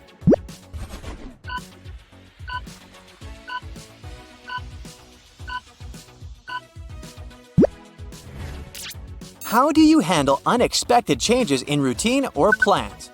A. Adapt quickly and find alternative solutions. B. Feel frustrated and struggle to adjust. C. Take charge and lead others through the changes. D. Analyze the situation before deciding on the next steps.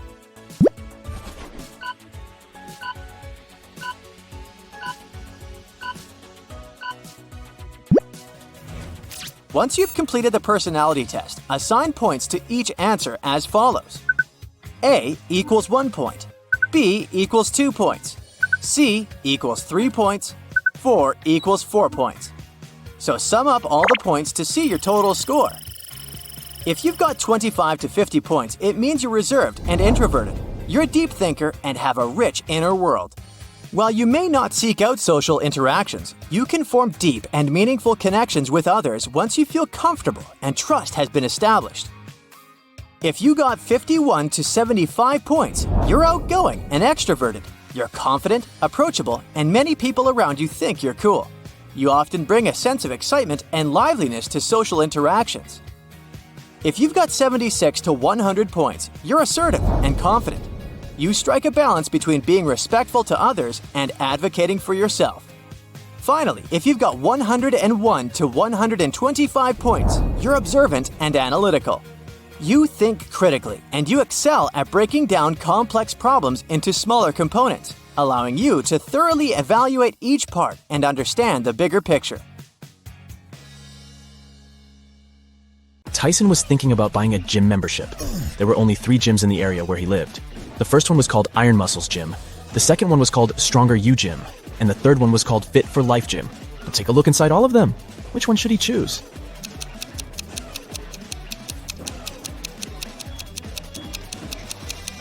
Do you see the clean towels wardrobe inside the Stronger You Gym? They don't look clean at all. It's not the best option unless he loves germs. And take a closer look at the running mill inside the Fit for Life Gym. It's broken. That's an accident waiting to happen. So he should pick the Iron Muscles Gym. Ellie and Ollie were looking for a nice hotel to spend their vacation together with their puppy. After checking out some places online, they brought down their options to 3. Take a look at the website of each of them. Which one should they pick?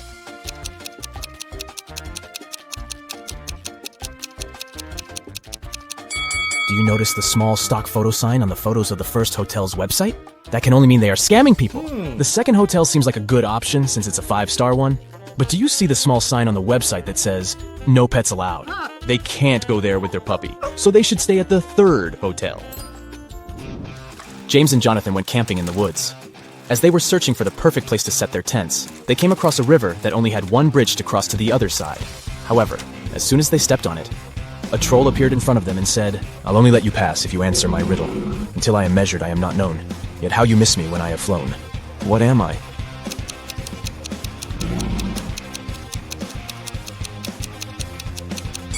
The answer is time. Hillary was sitting in her hotel room when someone knocked on her door. She opened it and saw a man whom she had never seen before. He said, "Oh, I'm sorry. I have made a mistake. I thought this was my room." He then walked back to the elevator. Hillary immediately locked the door after him and called hotel security. What do you think made her so suspicious?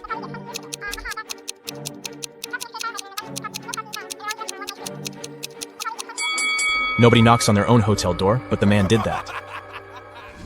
Captain Bluebeard was traveling the sea with his crew. At one time during their voyage, two of his sailors were standing on opposite sides of the ship. One of them was looking west, and the other one was looking east. But at the same time, they could see each other clearly as well. How is that possible?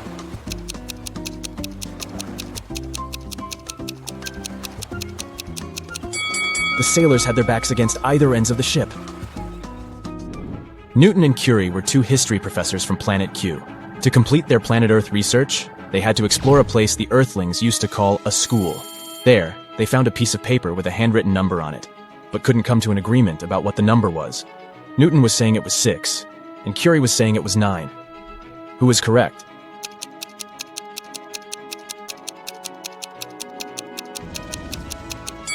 Do you see this teeny tiny dot here? That can only mean the number is 9. So, Curie is right. Yeah. The Foggy Mountains region of the Kingdom of Endolia was occupied by the most vicious dragon.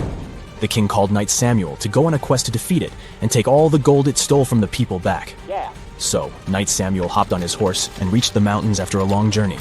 Once the dragon saw him, it said if Knight Samuel knew all 3 of its riddles correctly, it would leave the mountains as well as all the gold. The first one was, "Soft and fragile is my skin, I get my growth in mud. I'm dangerous as much as pretty, for if not careful, I draw blood. What am I?"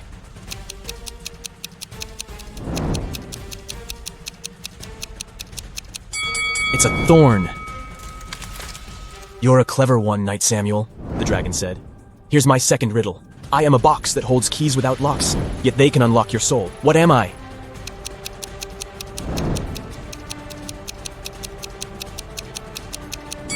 The answer is a piano. I have only one riddle left for you, but be very careful. If you can't answer it correctly, this kingdom shall be mine. When you went into the woods, you got me. You hated me, yet you wanted to find me. You went home with me because you couldn't find me. What was it?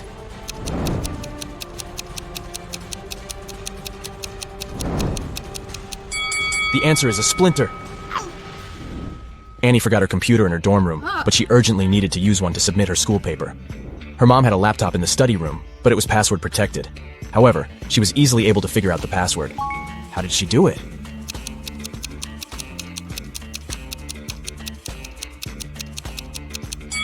Take a closer look at the bookcase inside the room. Some of the books have letters instead of their titles on the side labels. This book has the letter A, this one has N, another N here, there's an I on this book's label, and this one has an E. So the password is Annie. Professor Guillermo was the headmaster of the Academy for Superheroes. He was also responsible for holding examinations to select new students for the Academy. There were only 3 students left who successfully made it to the last part of this year's exam. To pass it, they all needed to show Professor Guillermo their special power. The first student's power was going invisible. The second student could make objects fly. And the third student could bend metal with her mind. However, Professor Guillermo realized that one of them was an imposter. Which one is it?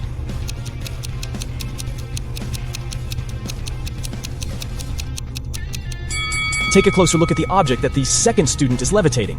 Do you see the small on-off button here? That can only mean it's actually some tech device that can fly on its own. So he is the imposter. Jane was competing at Who Wants to Be a Billionaire? And she was only one question away from the $1 billion prize. The question was, "It's true, I bring serenity and hang around the stars, but yet I live in misery, you'll find me behind bars. With thieves and villains I consort, in prison I'll be found, but I would never go to court unless there's more than one. What am I?"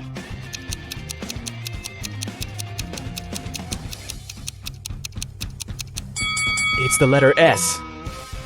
Dylan was going to buy a new car. The salesman showed him 3 options. Which one should he choose?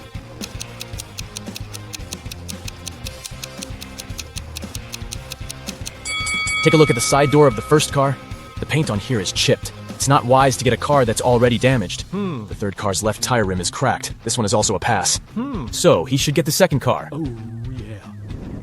Catherine has 4 daughters, and each of her daughters has a brother. How many children in total does Catherine have?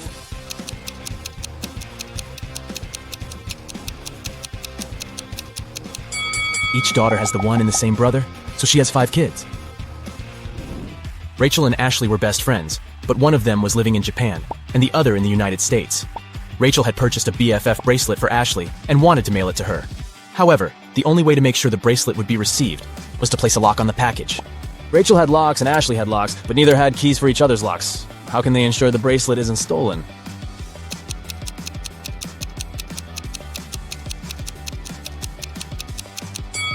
Rachel should place a lock on the package and send it to Ashley. Ashley then should place one of her locks on the package and send it back to Rachel. Rachel removes her lock and sends the package back to Ashley. Marla goes to the grocery store and buys 1 dozen eggs. As she's going home, all but 3 eggs break. How many eggs are left unbroken?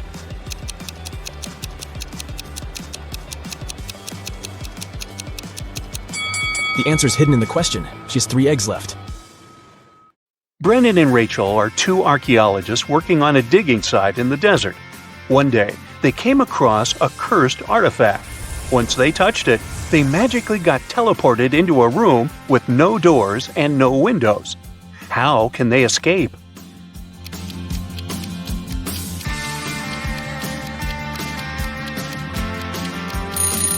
Now, there are 3 signs that suggest they can escape through that wall.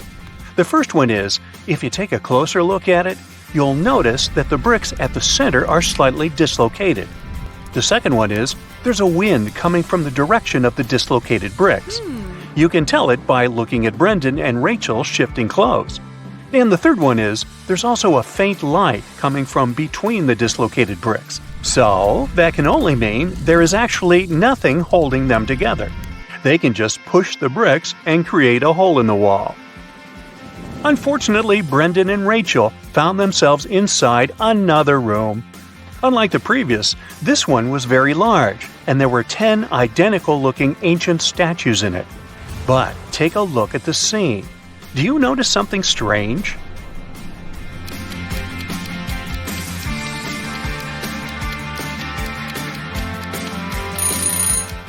This statue's eyes are following Brendan and Rachel. It's alive. Once Brendan and Rachel realized the moving statue, it started speaking. "How dare you enter the chamber where I am resting with my brave warriors? I will turn a blind eye to your disrespect and will let you go only if you answer my question correctly. If you can't, I will turn both of you to stone. I am light as a feather, yet the strongest man can't hold me for much more than a minute. What am I?"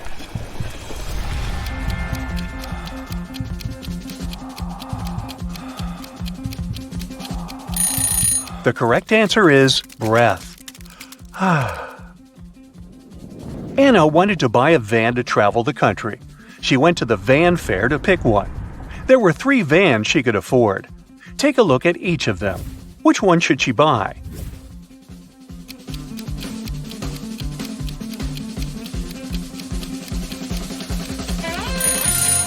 Did the wooden flooring of the first van catch your attention?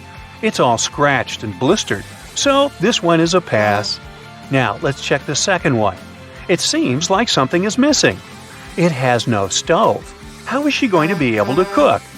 It's better she does not waste her money on this one either, so she should buy the third one. David went to the grocery store to buy some fresh fruits and vegetables. At the checkout, he realized that he had forgotten his wallet back home. It was closing time at the store, so there was no time to go home, grab his wallet, and come back to pay. The store manager said, "I'll let you get all the food for free if you can answer my riddle correctly. What has a heart that doesn't beat?"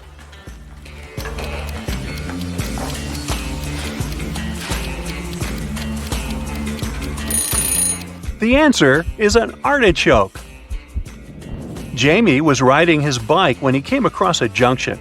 The first road was leading to a forest where it was raining acid all the time. The second road was leading to a pitch-black tunnel where nobody could see where they were going. And the third road was leading to a highway where it was so hot that even the concrete road was melting. Which one should he choose?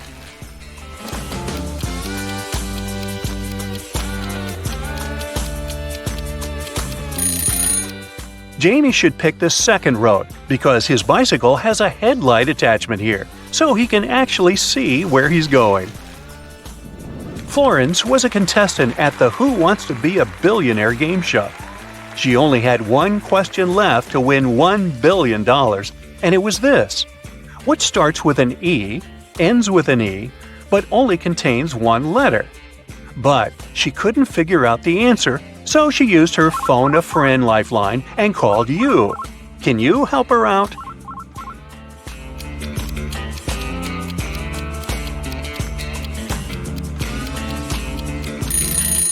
The answer is an envelope.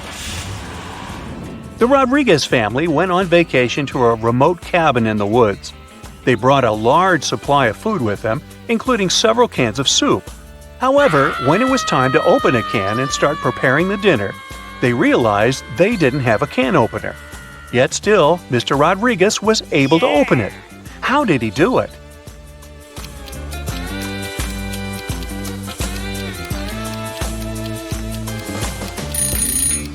He used this rock on the counter to smash the top of the can. Yes, the rock was a can opener.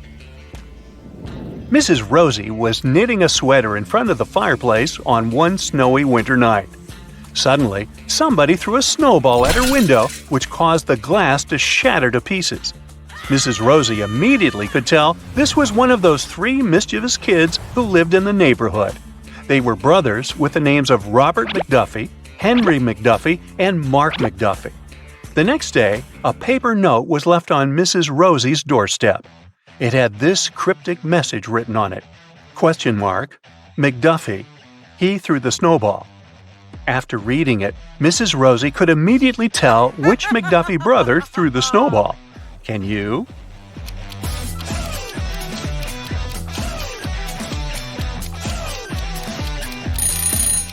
The brother responsible for the broken window was Mark McDuffie. The symbol, ? is called a, question mark.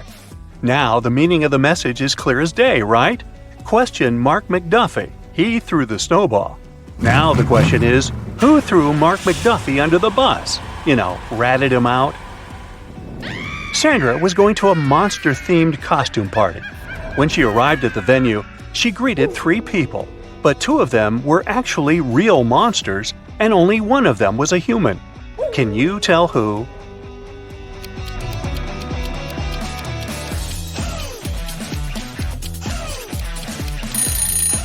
The first guy is a real human because he is wearing a mask. You can see the ribbon of it tied behind his head. Sophia was an extra who acted in the season's most anticipated movie. She was invited to the premiere among the other cast members and crew. She wanted to look her best for the event and decided to hire a professional makeup artist to do her makeup. She found 3 makeup artists on social media to choose from. Take a look at their profiles.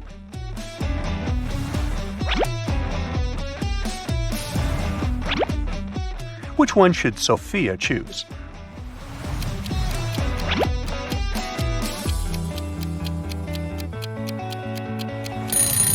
Well, the makeup the first makeup artist is wearing is not so flattering. How is she going to do Sophia's makeup if her own looks that unprofessional? And did you see that the social media bio of the second makeup artist says only bridal makeup?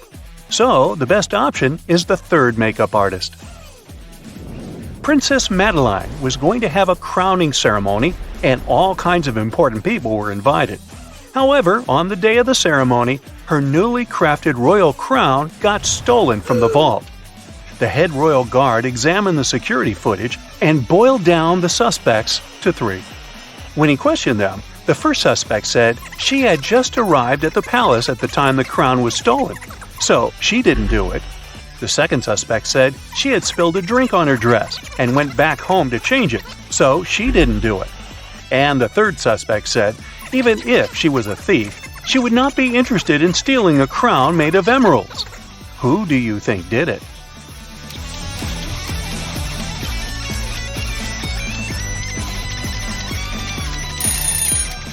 Now remember, the crown is newly crafted, so nobody has seen it yet, and there is no way anyone could know what gemstones it is made of.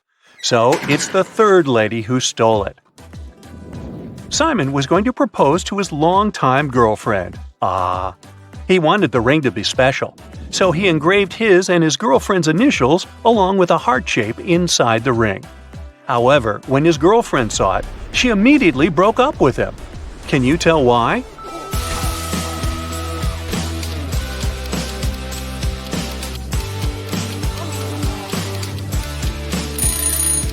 Do you see the necklace Simon's girlfriend is wearing? It says Beatrice on the pendant, so that must be her name. But the engraving inside the ring says S loves D. This probably means Simon is cheating on her with another girl whose name starts with D, and he mixed the names up.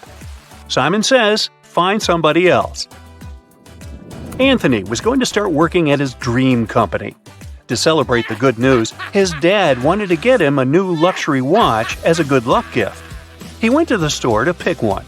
The salesman showed him 3 different watches. Which one should he buy?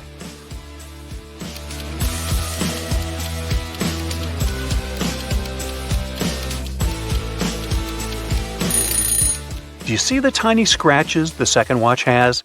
That must be a returned product, so it's a pass. And the third watch here shows the time wrong.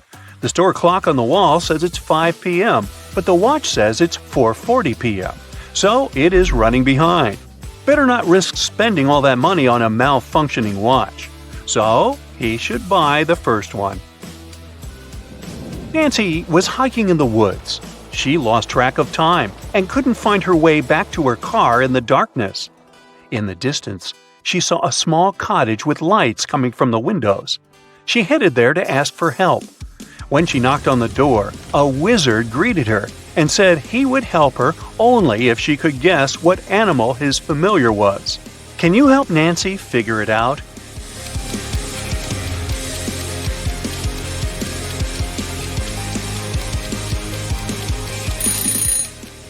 Take a look at the magic staff the wizard is holding. The head of it is raven-shaped, so his familiar must be a raven. Amir's favorite band was in town to give a concert. After it ended, Amir rushed backstage to catch the band members before they left and asked for an autograph. But the security guard stopped him. After Amir begged him and told him this was his biggest dream, the security guard said, "I will let you meet the members if only you answer my riddle correctly.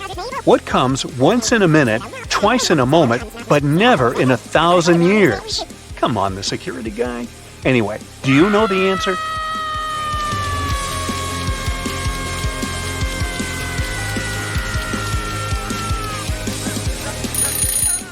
The correct answer is the letter M. Penny's new favorite hobby was bird watching. She was trying to observe all the birds in her region and take notes about them. One day, she saw a rare species of bird and wanted to learn everything she could about it. Can you help her figure out which of these trees in the forest is this bird's home?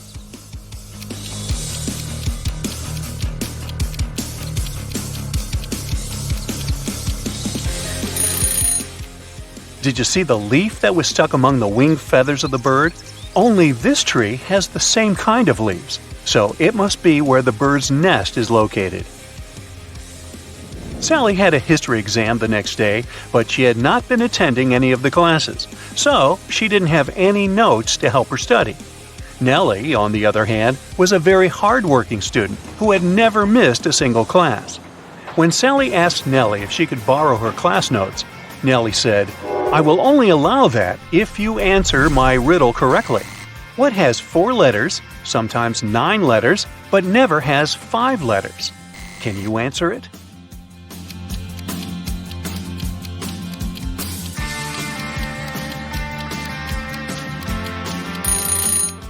Well, the answers are hidden in the question this time. This riddle isn't describing something, it's actually telling you how many letters each word has. The word what contains 4 letters. The word sometimes contains 9 letters. And the word never contains 5 letters. Since Sally was a lazy student who didn't study, she couldn't answer the riddle and flunked the exam. She was grounded to her home after school for a month. And Nellie ended up with Sally's boyfriend Pete, who everyone said could have done better than old Sally. And now you know the rest of the story.